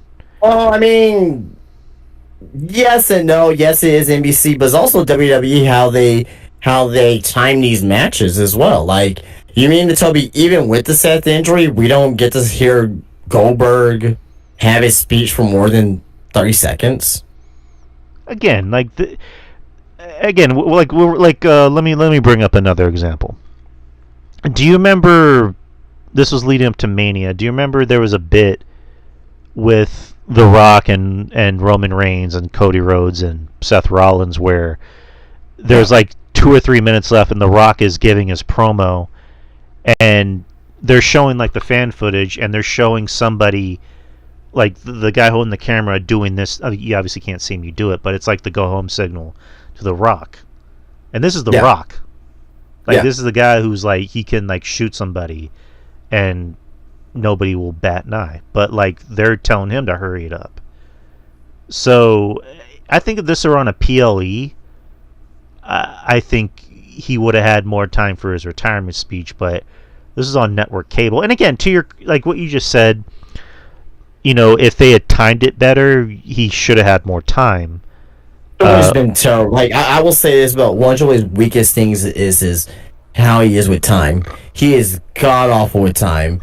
Vince, like, that's why we say with Vince, he was great with time. That was one of his stronger suits. Triple H is very weak on time, on how he handles it. Right, but again, is it WWE's timing? Yes, but at the end of the day, a big factor comes in with Saturday Nights with fucking NBC, with how they time their fucking commercials. So I think blame goes on both ends. But for Goldberg to primarily put it on WWE, I don't agree with that. I would say it's more so on NBC's bad timing with their commercials. But overall, what'd you think about the main event? Well, is this going to be like the memorable main event that Goldberg is going to be known for? No, but I think he should be very proud of what he did. And I think he went 15 minutes as well. It wasn't like a 2-3 minute match as well. So the fact that he went 15 minutes, the fact that he trained and obviously took it seriously, he trained with Gunther, Shane Helms, and Brooks Jensen here. He took it seriously. So that's all you can really ask for. And I hope he finds peace in his retirement. Hope I see him around somewhere too. He'll be signed at Spinebuster Tees before you know it. Nice. That'd be dope. Are you gonna take a spear from him? I mean, yeah. I mean, if I get a lot of money. All right. Yeah, that'd be fun as fuck to watch. I'll take a spear from Goldberg. Fuck it. Why not? All right, so that was Saturday night's main event. I thought it was a good show. I wouldn't say it was great, but it was good. I mean, I didn't see it all, but just from what I've been hearing about all the commercials, I mean, like, it's kind of. But yeah, I didn't see it all, so I can't really say for sure. So. All right, so let's switch over to Evolution. Evolution Part Dos. Evolution is a mystery. I know that was the theme. That would be so on brand for Triple H. Like, it's not always about the women, it's about Mia. It's about Mia. We're going to debut a new wrestler. Her name is Paula Levesque. And it's this Triple H with his long hair. All right, Evolution was the next night, July 13th in Atlanta, Georgia, the State Farm Arena. Same arena as Saturday night's main event. And looked like a packed house. And the crowd was pretty hot for everything. Hence why it's called Hotlanta. Let's see, matches. There were 7. So we're going to start with the first one. You had the triple threat with Becky Lynch, Bayley, and Lyra for the Women's Intercontinental Championship. I thought this match really delivered. I did mention last week I wasn't feeling this feud, but I thought this match really did sell me. I thought it really did deliver. I thought everybody throughout the whole night, not this match, really turned it up to 100. Because it's a big show.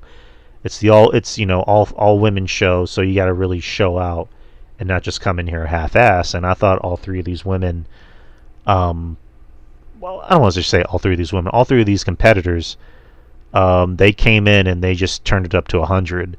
And Bayley wrestled like the Bayley that we know she does. Becky, whatever you want to say about her in her current run, she turned it up to 100. Lyra, at the end of the day, Lyra knows how to wrestle. Lyra knows how to go out there and have a great match. And I thought all three of these women performed. They performed well, and they made this match mean something. Becky walked out the Intercontinental Champion. I don't know what else I can say about this match. What about you? It was a fantastic way to open up the show. I've stated and that I'm really turning over a new leaf on this Becky Hill run. I think she's doing a great job at it. I think she's really starting to I don't want to say necessarily win people over, but I think people are starting to see that. Okay, I'm starting to get it now. I'm starting to liking this Becky Hill turn, and I'm glad I stuck with it because at first I didn't really like it, but now I do. Bayley's always been great. She's always going to be great. She's great, fiery babyface.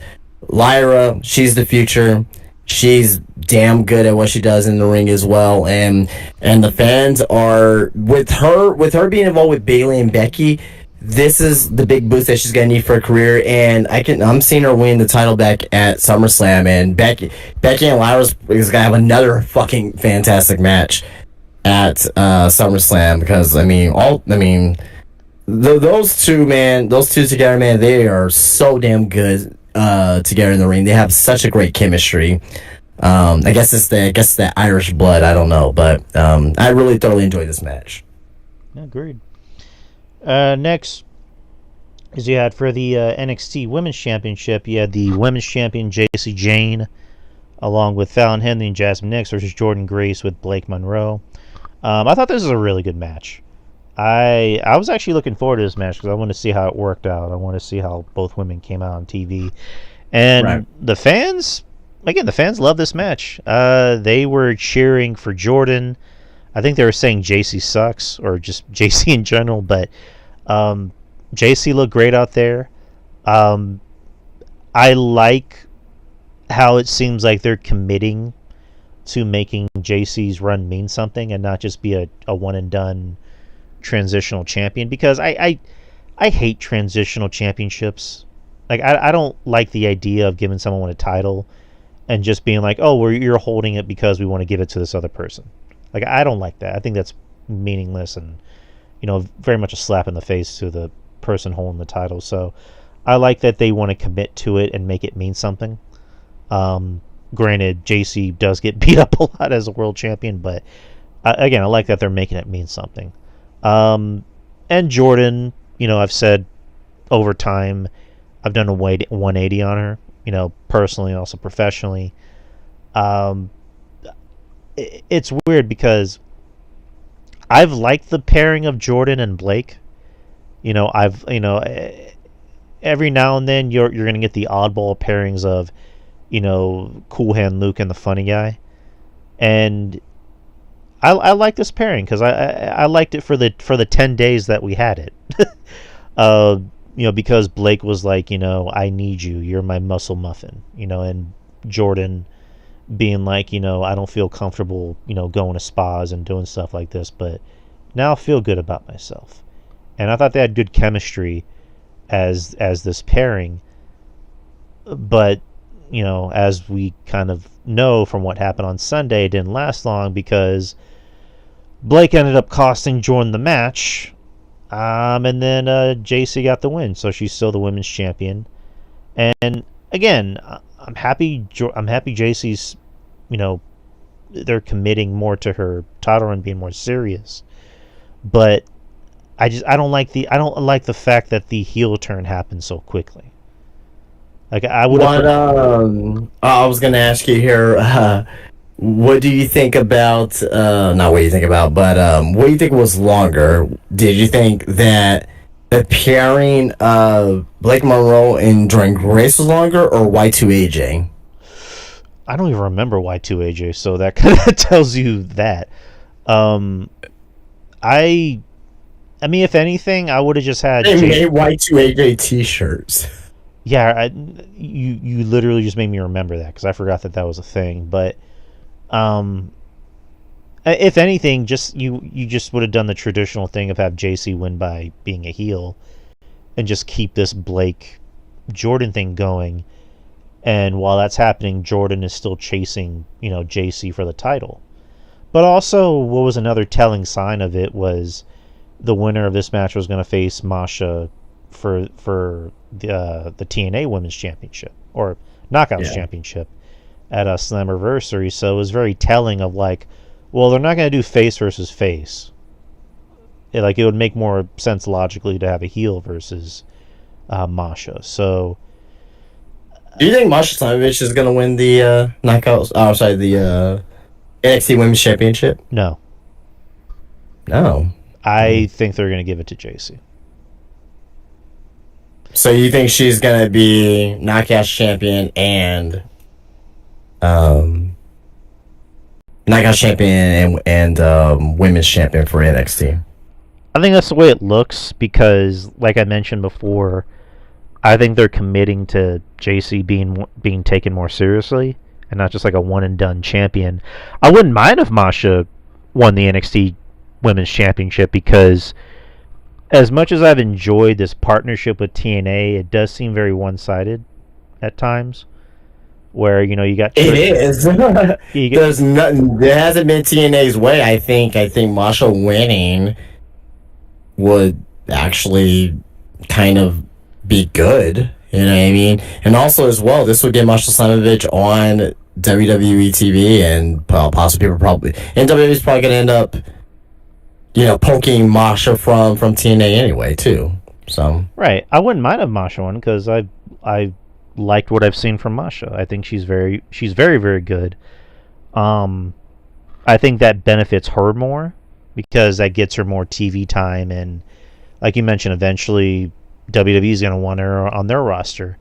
And I think it'd be a great way to get Blake Monroe to win the NXT Women's Championship, and not take off a heel. She'll take off a babyface. It'll be a babyface from another brand. So right, and also Blake, as good as much as people like her and as seasoned as she is, I don't think they want to rush her too fast. They don't want to give her too much too soon. Jordan, I think, is meant for the main roster, sooner rather than later. After the feud with Blake Monroe, yeah. Right. So I don't know. Maybe I might change my mind. I think logically it makes more sense for Amasha to win. I don't think JC really loses any credibility if she loses, because they already put the women's title on her, so it's like, okay, well, we did this. And also it looks like she's going to be feuding with Fallon pretty soon. So I don't know. I wouldn't mind seeing Masha win it, so she can be taken more seriously and the Knockouts division can be taken more seriously, or just TNA's Knockouts division can be taken more seriously. But I don't know. We'll see. I mean, there's also a lot of matchups for Masha to have with a lot of talent on the show to kind of get them over and get them more notice. Like Masha versus Jada would be fun. Masha versus Lash would be kind of fun. Zarya would be fun. Masha versus Sol Ruka would be fun as fuck to watch. Kalani Jordan. Again, I've said before, I like JC, but JC is a little one note in the ring. Masha, I think, is a little bit more. She's more of a hybrid wrestler, a hybrid, women's wrestler. She can do a lot more. So I'd be interested to see more of a Masha, double champion as opposed to JC. Masha Thea Hale. Masha Ren Sinclair. There's a lot of names there. Masha Lola Vice. I mean, there's a lot of good matchups you can have. So, all right. Where the hell was I at? Oh yeah. But yeah, JC's still the champion. Judgment Day, or no, let me backtrack a little bit. Fatal 4-Way Tag Match for the WWE Women's Tag Team Championships. You had Judgment Day versus Charlotte Flair and Alexa Bliss, Sol Ruka and Zarya from NXT, and the Kabuki Warriors. Not a bad match. Very much a spot match for everyone to get their shit in, and it makes sense because we've said time and time again that the Women's Tag Team Championships are kind of a joke, but to their credit, they're really trying to get them over and make a lot of these tag teams mean something. I will say, I do like the pairing of Charlotte and Alexa, because I do too as well. I mentioned before about the oddball tag teams or tag team pairings. Not so much this is an oddball tag team pairing, but you have two people that are kind of the same but very different. Right. Alexa, is doing her thing and Charlotte's doing her thing. It kind of shows Charlotte having more of a personality. Yeah. And having more comedic timing. So I like the team, and I also like the bit in the match where Charlotte takes the spear for Alexa. And she got a huge pop. Yeah. Like she was. I think she was possibly like emotional because she haven't heard a pop like that for possibly in a while. So good for Charlotte. Right. I like Charlotte. I do give her some shit, but it has nothing to do with her. It's just how most of it is booking, and by most of it I mean all of it. But I do like Charlotte. You'll never hear me say anything bad about Charlotte. Yeah, she did get the biggest pop of the night whenever she got the hot tag. Sol Ruka is obviously very fucking talented, so she had a good showing. Zarya, kind of, jury's still kind of out for her because I don't dislike her. I'm not trying to say I'm a big fan of hers. I do think she's a little one note because it's like, okay, you're the big strong girl. What else? What else can you do? So it's not like a Jordan Grace where Jordan, I think, has more to offer than a Zarya. But then again, Zarya is fairly new, so we'll see what she can do in the future. Obviously, Raquel and Roxanne. I think they're already working great together. And the Kabuki Warriors are the Kabuki Warriors. So what else can we say? But Liv and Roxanne got the win, as was expected. What'd you think? I think you covered everything that needed to be covered about this match. I thought it was just a by numbers tag match, nothing bad. I will say this: Raquel, they put Raquel over in this match, so she did fairly well. I think all women did fairly well in here. So, but good stuff. Let me get back to Raquel. So Raquel had a good showing in this match, like you just said. So Kevin Nash on his podcast that he does with Sean Oliver, he commented on Raquel where he didn't say anything bad about her. He just said that he thinks that she works too small.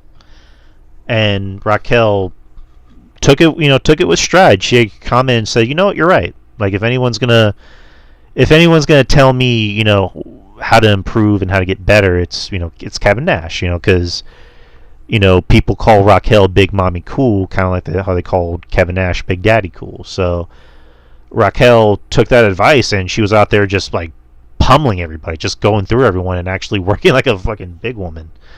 So I liked it. I liked that Raquel took that advice with confidence and backed it up. So good on Raquel. Next, you had Tiffany Stratton versus Trish Stratus for the women's WWE Women's Championship.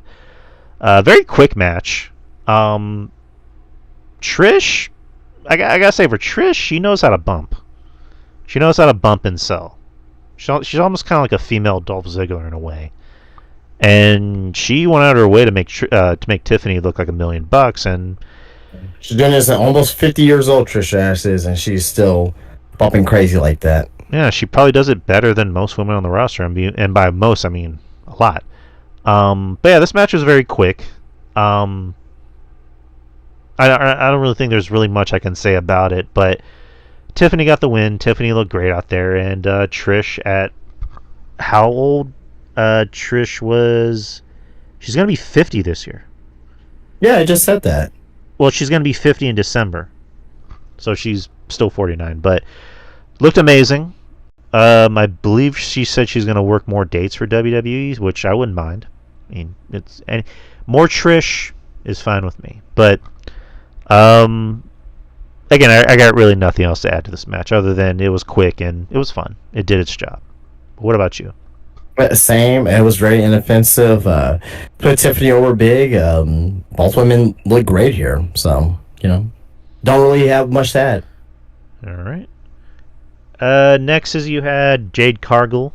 I keep calling her Cargill versus Naomi in a no-holds-barred match with Bianca Belair as a special guest referee, which was announced the night prior at Saturday night's main event when both women were brawling. And it was a fun match. I thought they had a good WrestleMania match. I thought this is probably the better match because it was a gimmicks match. So they got to hide a lot of Jade's weaknesses by just throwing in gimmicks, and it worked. And then also helped that you had Naomi out there to make her look great, and Bianca. I think looking back on it, if you take Bianca out of the match, it wouldn't have really changed anything because obviously they needed her there because it's Evolution and you need more star power. But looking back on it, if you took her out of the match, it wouldn't have really changed anything. It would have been the same match. Right. But overall, I thought it was fun. I thought it did its job and, put over Jade, because they obviously have plans for her heading into SummerSlam against Tiffany, which whoever agents that match, I don't wish any of that upon you. But what'd you think about this match? Say that? Again, you have Tiffany, Tiffany's great. Tiffany ain't ready. She's far from ready. I think the match will be fine. I don't think it's gonna be like a fantastic match, but I think it's gonna be fine. All right, we'll see. But what'd you think about this match? This is Jay's best singles match since being in WWE, which is good. But obviously you have the gimmicks in there as well, So, but and obviously for what we learned later the night, we know why Naomi lost. So I'll just say that. All right, which we'll get to that. The 20-woman Evolution Battle Royal for a World Heavyweight Championship match at Clash in Paris. The participants were Tatum Paxley, Izzy Dame, Ivy Nile, Natalya, Maxine Dupree, Candice LeRae, Jada Parker. She got a nice reaction. Kalani Jordan, Julia, B-Fab, Michin, Zelina Vega, Alba Fire, Lola Vice. She got a nice reaction as well. Piper Niven, Chelsea Green, Nikki Bella, Nia Jax, Lash Legend, and Stephanie Vacour. Like I mentioned, Jada Parker got a nice reaction. She eliminated Natalya. Kalani, I thought Kalani looked pretty good out there. Lola Vice, she worked a AAA show, I believe, on Saturday, if I'm not mistaken. The day before, yeah. She did the sing face to Mr. Iguana. Which I'm just gonna leave it at that. I think he was smiling before it happened. I think there was like a full on him actually cheesing. I'm living the life, Mr. Iguana. But again, she looked decent out there on the Battle Royal. There was a nice little spot with her and Nikki Bella where they, I guess, bumped sides to each other or whatever. And then eventually she got eliminated, which, okay. But I mean, obviously the big surprises were Lash Legend. She had a big showing. Stephanie Vacour, obviously, she had a big showing. I was very positive. I went on record saying that I was thinking they were going to give it to Nikki, just so they can give Nikki something. And I told you no. But no, Lash Legend eliminated Nikki Bella, which I didn't see. I didn't see that coming. I didn't see Lash Legend eliminating Nikki Bella, though. I think if anything, it would be Stephanie or maybe a Nia, but it did come down to Nia being in the final three, and Lash and Stephanie both eliminated her, so it was down to Lash and Stephanie, which kind of told the story about who was going to win, and it being Stephanie Vacour, which deservedly so. But also Lash Legend, who a year and a half ago, I'm like, yeah, this girl's not good. But she's vastly improved. She looks like $1 million. She has great charisma. I think she's going to be money in the future. I mean, she's already getting there, but in the future, she's going to be money. There's no doubt about it. But speaking of money, Stephanie Vacour, she's going to go on to Clash in Paris to face whoever the women's world champion is, which, from the way it looks, we already kind of have a feeling who that is. But afterwards, Stephanie McMahon got in the ring because she invented women, so she has to talk to one of the women. No, I'm playing. Fucking Stephanie and fucking Ronda Rousey created women. I gotta find that picture. But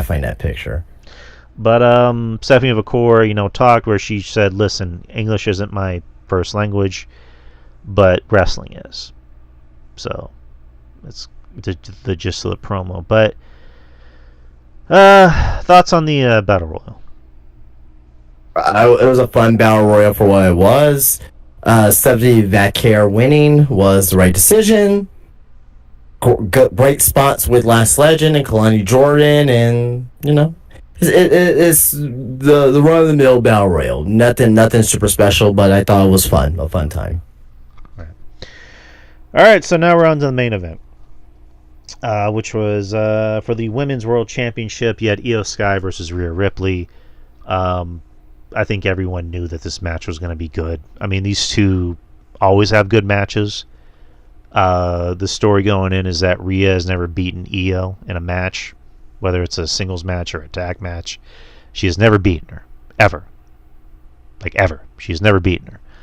And these two showed out. Like I put on Twitter, I think these two are each other's wrestling soulmates because they always find a way to put on magic with each other. And I thought the ref bump was.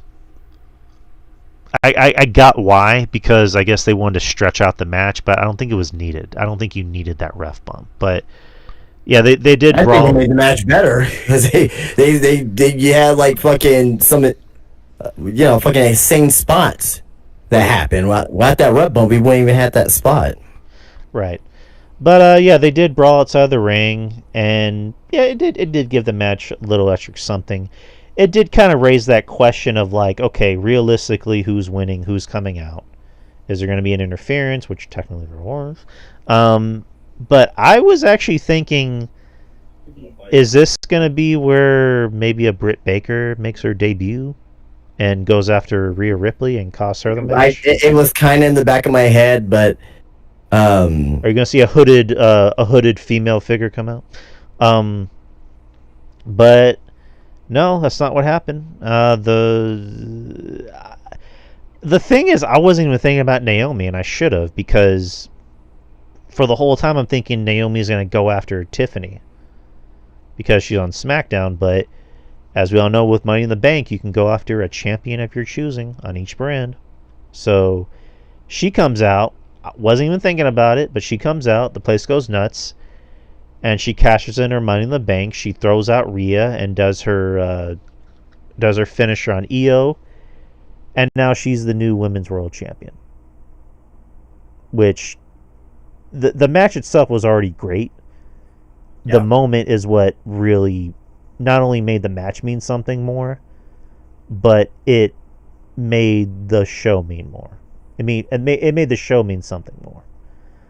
Because I don't think anyone saw that coming. I think you and me speculated that what if she cashes in during Tiffany's match?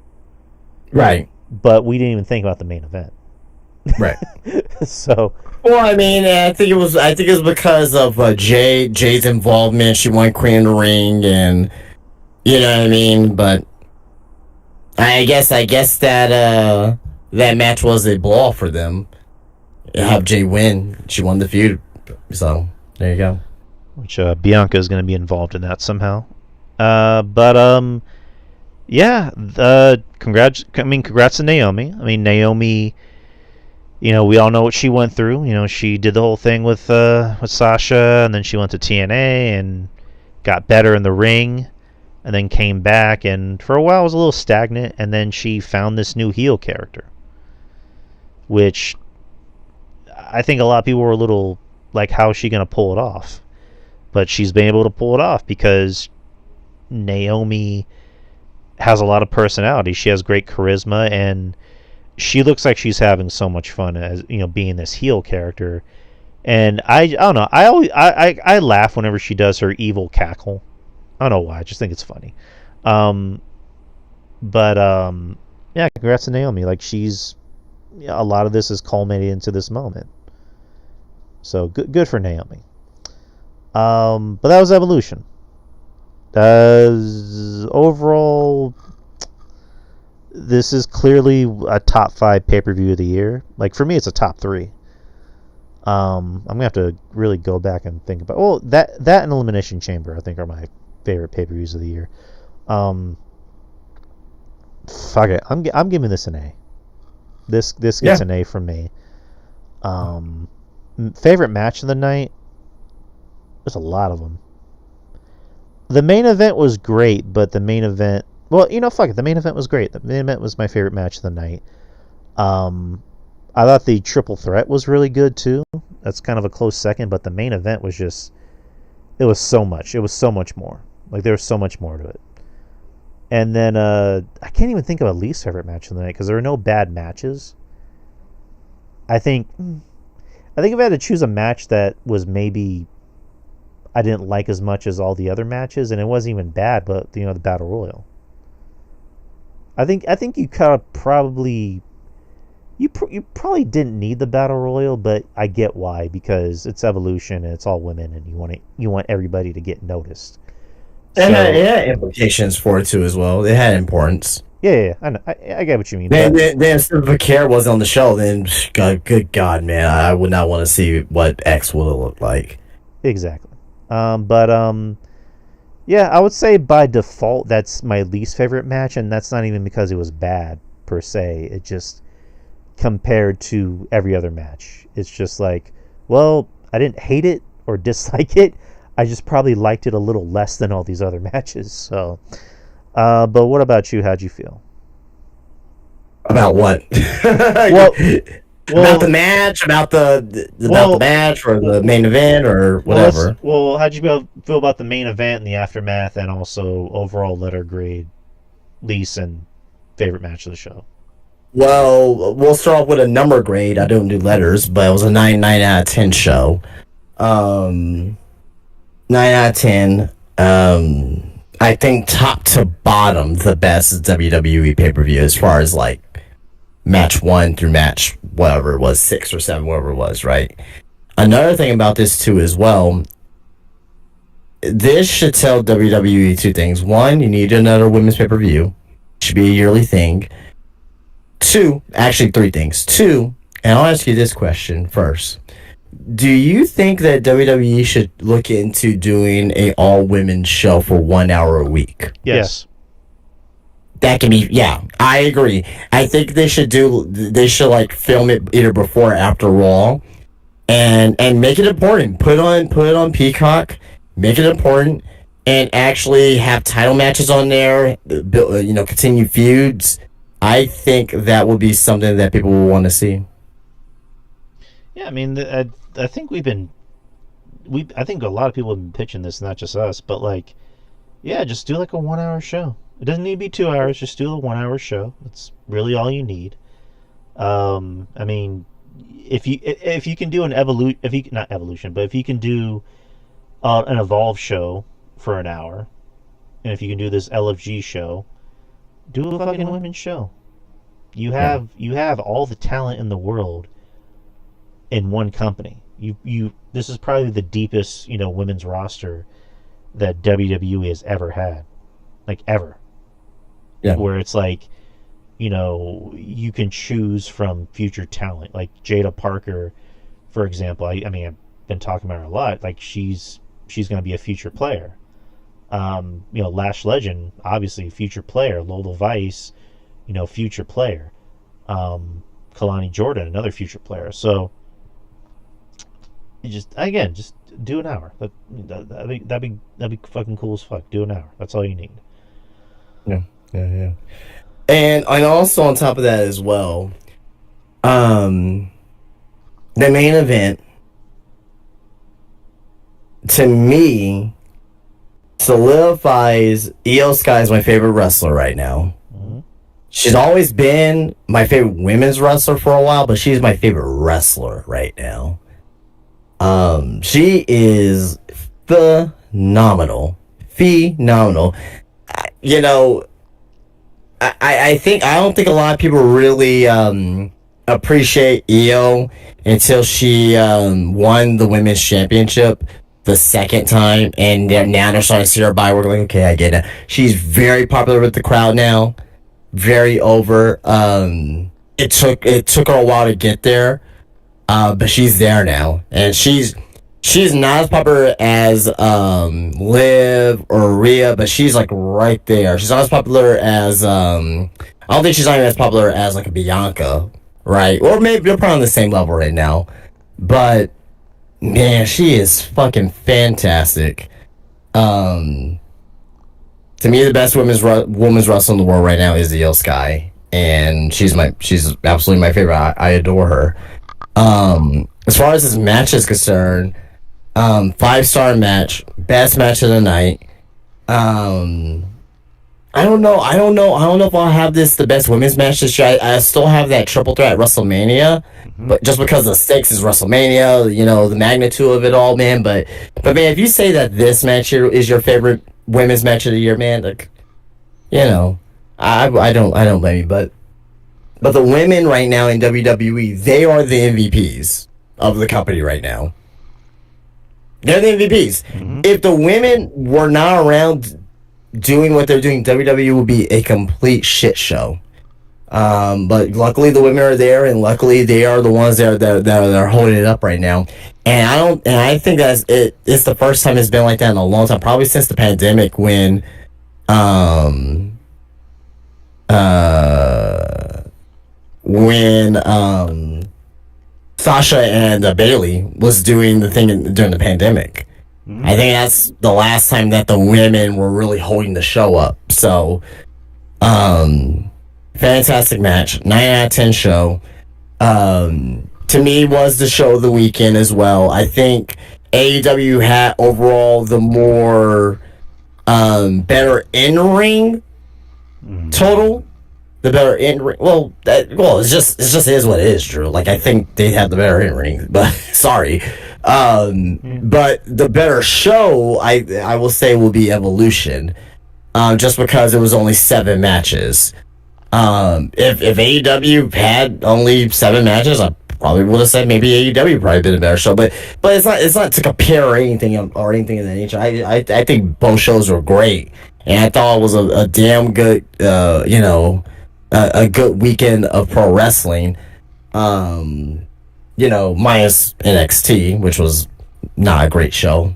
But yeah, no, I thought the women really kicked ass, and they should really feel proud of themselves for sure. Agreed. So we're kind of going over a little bit of time, so we'll just kind of rush through. We'll just skip NXT because NXT didn't really do anything that crazy on Tuesday. But Monday Night Raw, as I mentioned at the beginning of the show, the first 90 minutes was female dominated, and I thought they did a great job. I thought Bailey and Lyra had a great match. Did we review it? Didn't we review it already? Right, but we didn't get to the main event. The main event was the gauntlet to determine who would face Gunther at SummerSlam for the World Heavyweight Championship. You had Braun Breaker, Penta, Jey Uso. Okay, Braun Breaker, Penta, Jey Uso, LA Knight, and CM Punk. Braun Breaker went from beginning to end. He lasted, long until the end. Again, I think the finish was predictable, but the setup was good because, like I mentioned with Braun, he's at his best when he gets to be more dominant, which is kind of what my big problem is with this Seth group, is that I think Braun's good enough to be on his own. I think if you give him a manager, like a mouthpiece, I think that could be cool. But again, I think he's good. Well, he has Paul Heyman.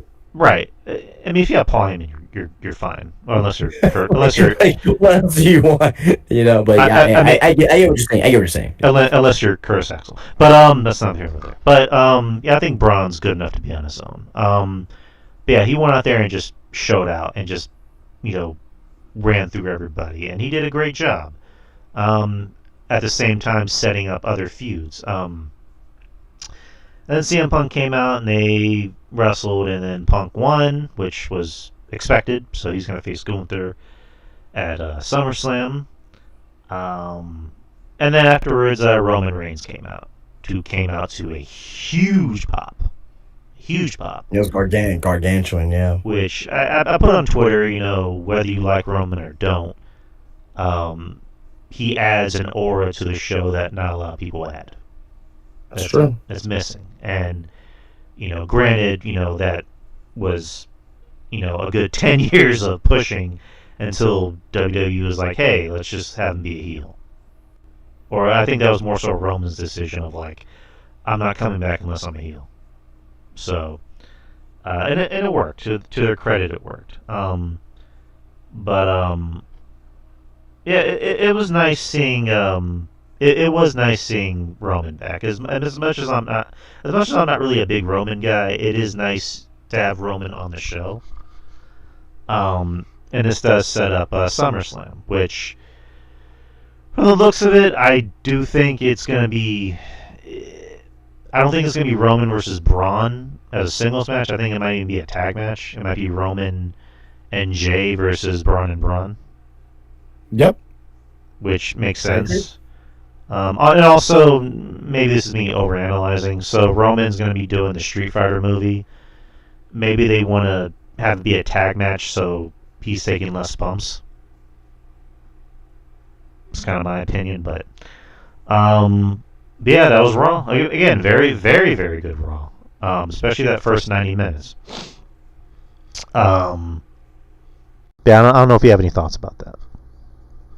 No, Roman being back is great for business. I think it was well, he was gonna be back anyway, but obviously his tag team match was an audible for what was actually probably gonna happen at the pay-per-view. So, all right, and we'll get to see Roman yeeting, which that'll be fun. All right. So you don't have any news. I don't have any news. I mean, there really isn't any news. I think there's news, but it's 11:30 at night, so there's that too. All right, so we'll just call it a night. It's been 2 hours and 15 minutes. So 2 weeks in a row of 2.5 hour shows. So you got it, people. But that's the show, people. I'm gonna wait till the clock strikes midnight, and then I'll be old, or older than I already am. But yeah, people. Anyone who's listening, I want to thank everybody. I want to thank Justin for being here and making these shows work the way they do. So thank you, Justin. I appreciate you, brother. And you have yourself a happy birthday. Another year, another birthday coming by. You know what I mean? So you know what I'm gonna do for you right now? I'm gonna sing you happy. No, I'm just kidding. I am not gonna do that. I was gonna be like, I am not gonna return the favor because I hate singing happy birthday or having happy birthday sung to me, so I will not return that favor. But genuinely, I hope you have a happy birthday. Enjoy yourself. I was actually looking forward to. I'm like, ooh, okay. Yeah, no, you're not getting that. You're not getting that. Well, well, you know what? To be honest, I actually don't like when people sing "Happy Birthday" to me. I don't. I mean, I did it to you because I just did it to fuck around, like because I'm your friend, and if you can't make your friend feel uncomfortable, then you guys aren't really friends. So I did it just to joke around, and I know you. Right. But yeah, I do appreciate it, brother. And do you have any plans for the day? Are you or just gonna hang out, or So tomorrow morning, we're gonna go with my parents for breakfast. Possibly go to the movies again to see Superman again. But yeah, that's about it.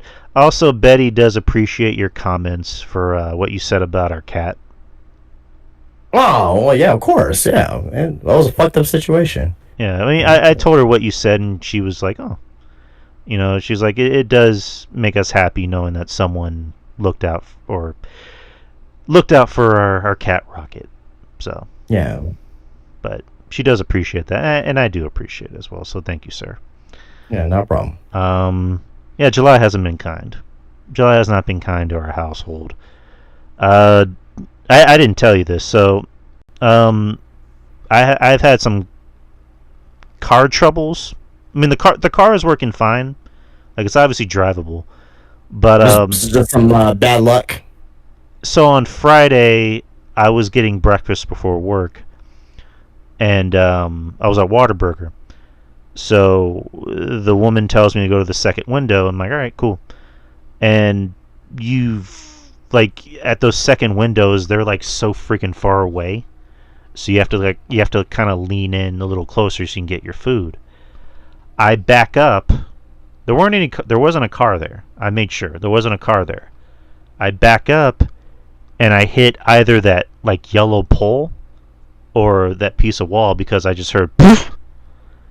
And the side where it's like closer to my tail light, which the tail light is fine. Yeah. I made sure the tail light was fine, but the side close to my tail light, I dented it. Oh man, that sucks. Like, not to the point where it was like totaled or anything, but I dented it to where it's noticeable. Well, like a little small. Like, usually something like that is pretty small for the most part. Right. So that kind of pissed me off, but it was more just like, okay, from what I heard, it can be fixed. Trez, friend of the show, friend of ours, suggested, getting a plunger and hot water to kind of like fix it. Yeah. Which I mean, she was actually sending me a lot of videos on TikTok on how to finish it. So thank you, Trez, if you're listening. And then Tuesday. So Tuesday at work, I get Tuesday. Yeah, come Tuesday. Nobody was coming. So Tuesday I show up a little late because I was getting gas in my car and I decided to get coffee. And at work, there's this alleyway that a lot of people park in. And I noticed it was full because I got there late. And with that, like, when it's that full, usually people tend to back up in reverse. But it's a bitch doing that because you got to make sure you're not obviously hitting anyone or whatever. So I did what I usually do, which I've done before, and I've never had a problem. But in this case, the problem was, okay, so there's this dumpster that's all the way down there next to this gate. And like I said, never had problems with that dumpster, never had problems like maneuvering around it, but the problem was on the right side, there was this fucking truck that was right there. And it wasn't giving me a lot of room to move around. Yeah, so the truck was pretty wide then. Pretty much, and it wasn't moving at all. Like it sees me trying to like back up and make room, but it's not moving. It was someone in their truck. Yeah. It wasn't. Oh, okay. I thought it was like parked or something. Okay, I got you. No, they're in the truck. So gotcha. I'm backing up, and before I know it, I just hear the sound of metal scraping on metal. Ooh, that's not good. And so you hit the truck? No. Oh, you hit the trash. You hit the trash can. No, the dumpster scraped. The dumpster. The door for the back seat where the passenger side is. Oh no. And I was at a point where I'm just like, no matter where I move, it's just gonna scrape it. So, and then the dumb fuck in his truck conveniently decides to move. I'm like, yeah, I needed that maybe a minute ago. So, I was able to at least like clean the scrapes, but it's a little too late because it's scraped off the paint. Eek. And it's just like, I couldn't even get mad. I just laughed. I'm like, yeah, this happened. So I'll say this. I mean, at least it's not like a. I mean, I know it's your car and all that stuff, but like, it's not like it's, a loved one or something. No one got hurt or anything like that. I get it. It sucks, and I've been in those situations before, and it sucks. But I mean, I try to look at material possessions as material, and and that's it. But but.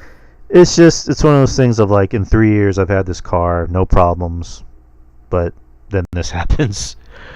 I mean, just try not to beat yourself up over it. I mean, it's.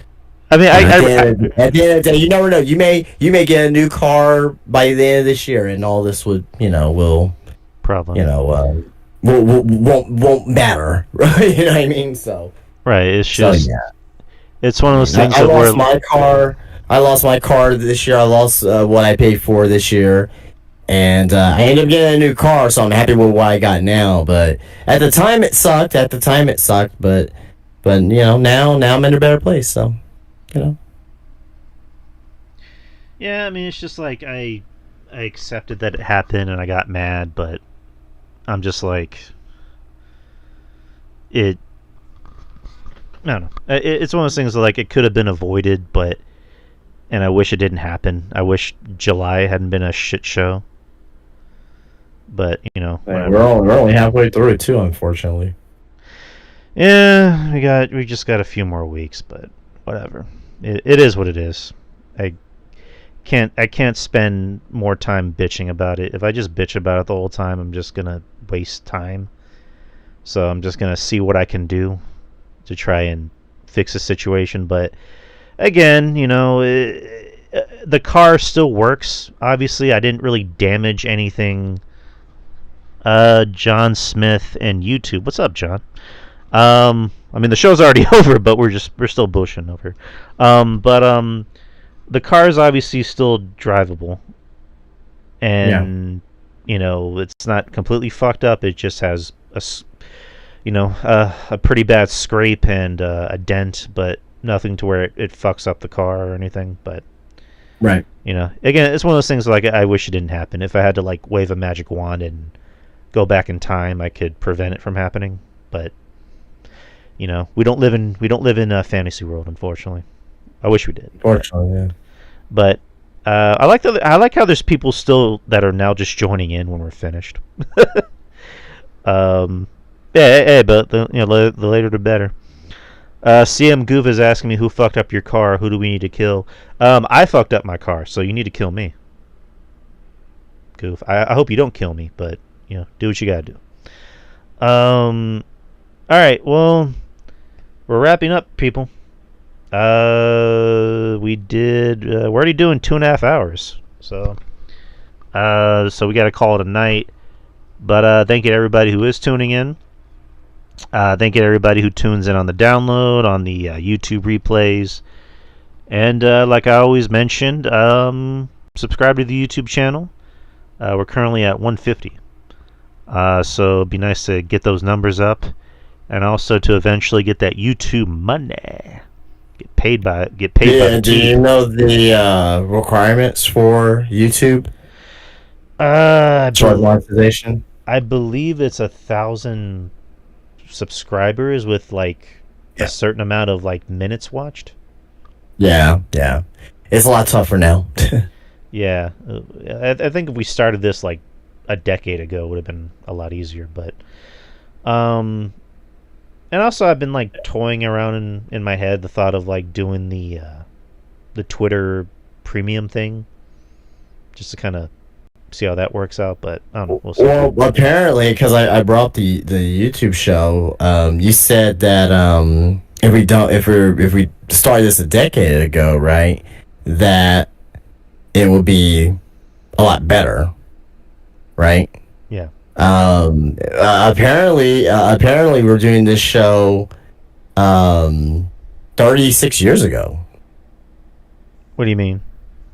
Look at the title. Oh yeah. We're in the past. We're talking about the future, and so. The experience, people. Yeah. Oh fuck! You know what I just noticed? I put my birthday, literally the day I was born, in the year. Yeah. So for anyone who's looking for the July 17th, 1989 edition of Evolution 2, we're here. So. Yeah, the past is the past and the future. It's fucking amazing. Yeah, it's great. I don't know. I heard there's this internet coming. Did you hear about this internet, Justin? Dude, I have no idea. Yeah. What about this music television? Oh my gosh. Oh Jesus Christ! Only on my birthday. At least this is maybe like the least worst thing that's happened this week. Yes, it's very innocent for sure. That's funny. Well, we'll just say maybe this is the best thing so far that's happened. Oh boy. Anyways, people, happy birthday to me, I guess. Thanks to everybody. Of course, thank you to Justin again. And yeah, Twitter, X, DY Experience, Instagram, I believe is the same deal. Find the show on YouTube, find the show on Spreaker, iTunes, and Spotify, and pretty much anywhere where podcasts are distributed. What else? Friendly Neighborhood Marks, me and RJ, we're supposed to be doing another show pretty soon where we review Superman. I'm gonna need to see when that is. He wants to do one tomorrow, but I can't because I'll be busy in the morning, so I need to talk to him about it.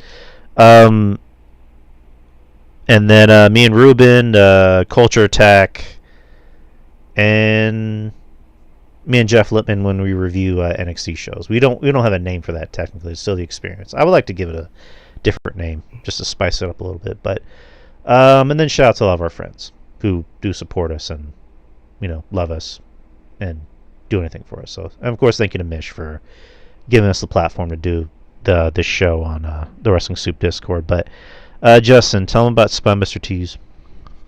For time purposes, we're skipping that tonight, man. I'm tired.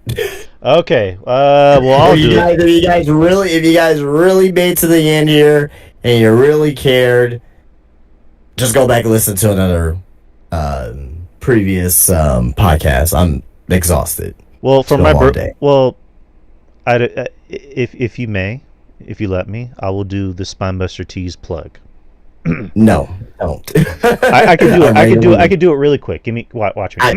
I'll just do it. SpineBushTees, SpineBushTees.com, SpineBushTees on Instagram, SpineBushTees at Wonderlands of the Americas. Get yourself T-shirts, Funko Pops, action figures, all that stuff.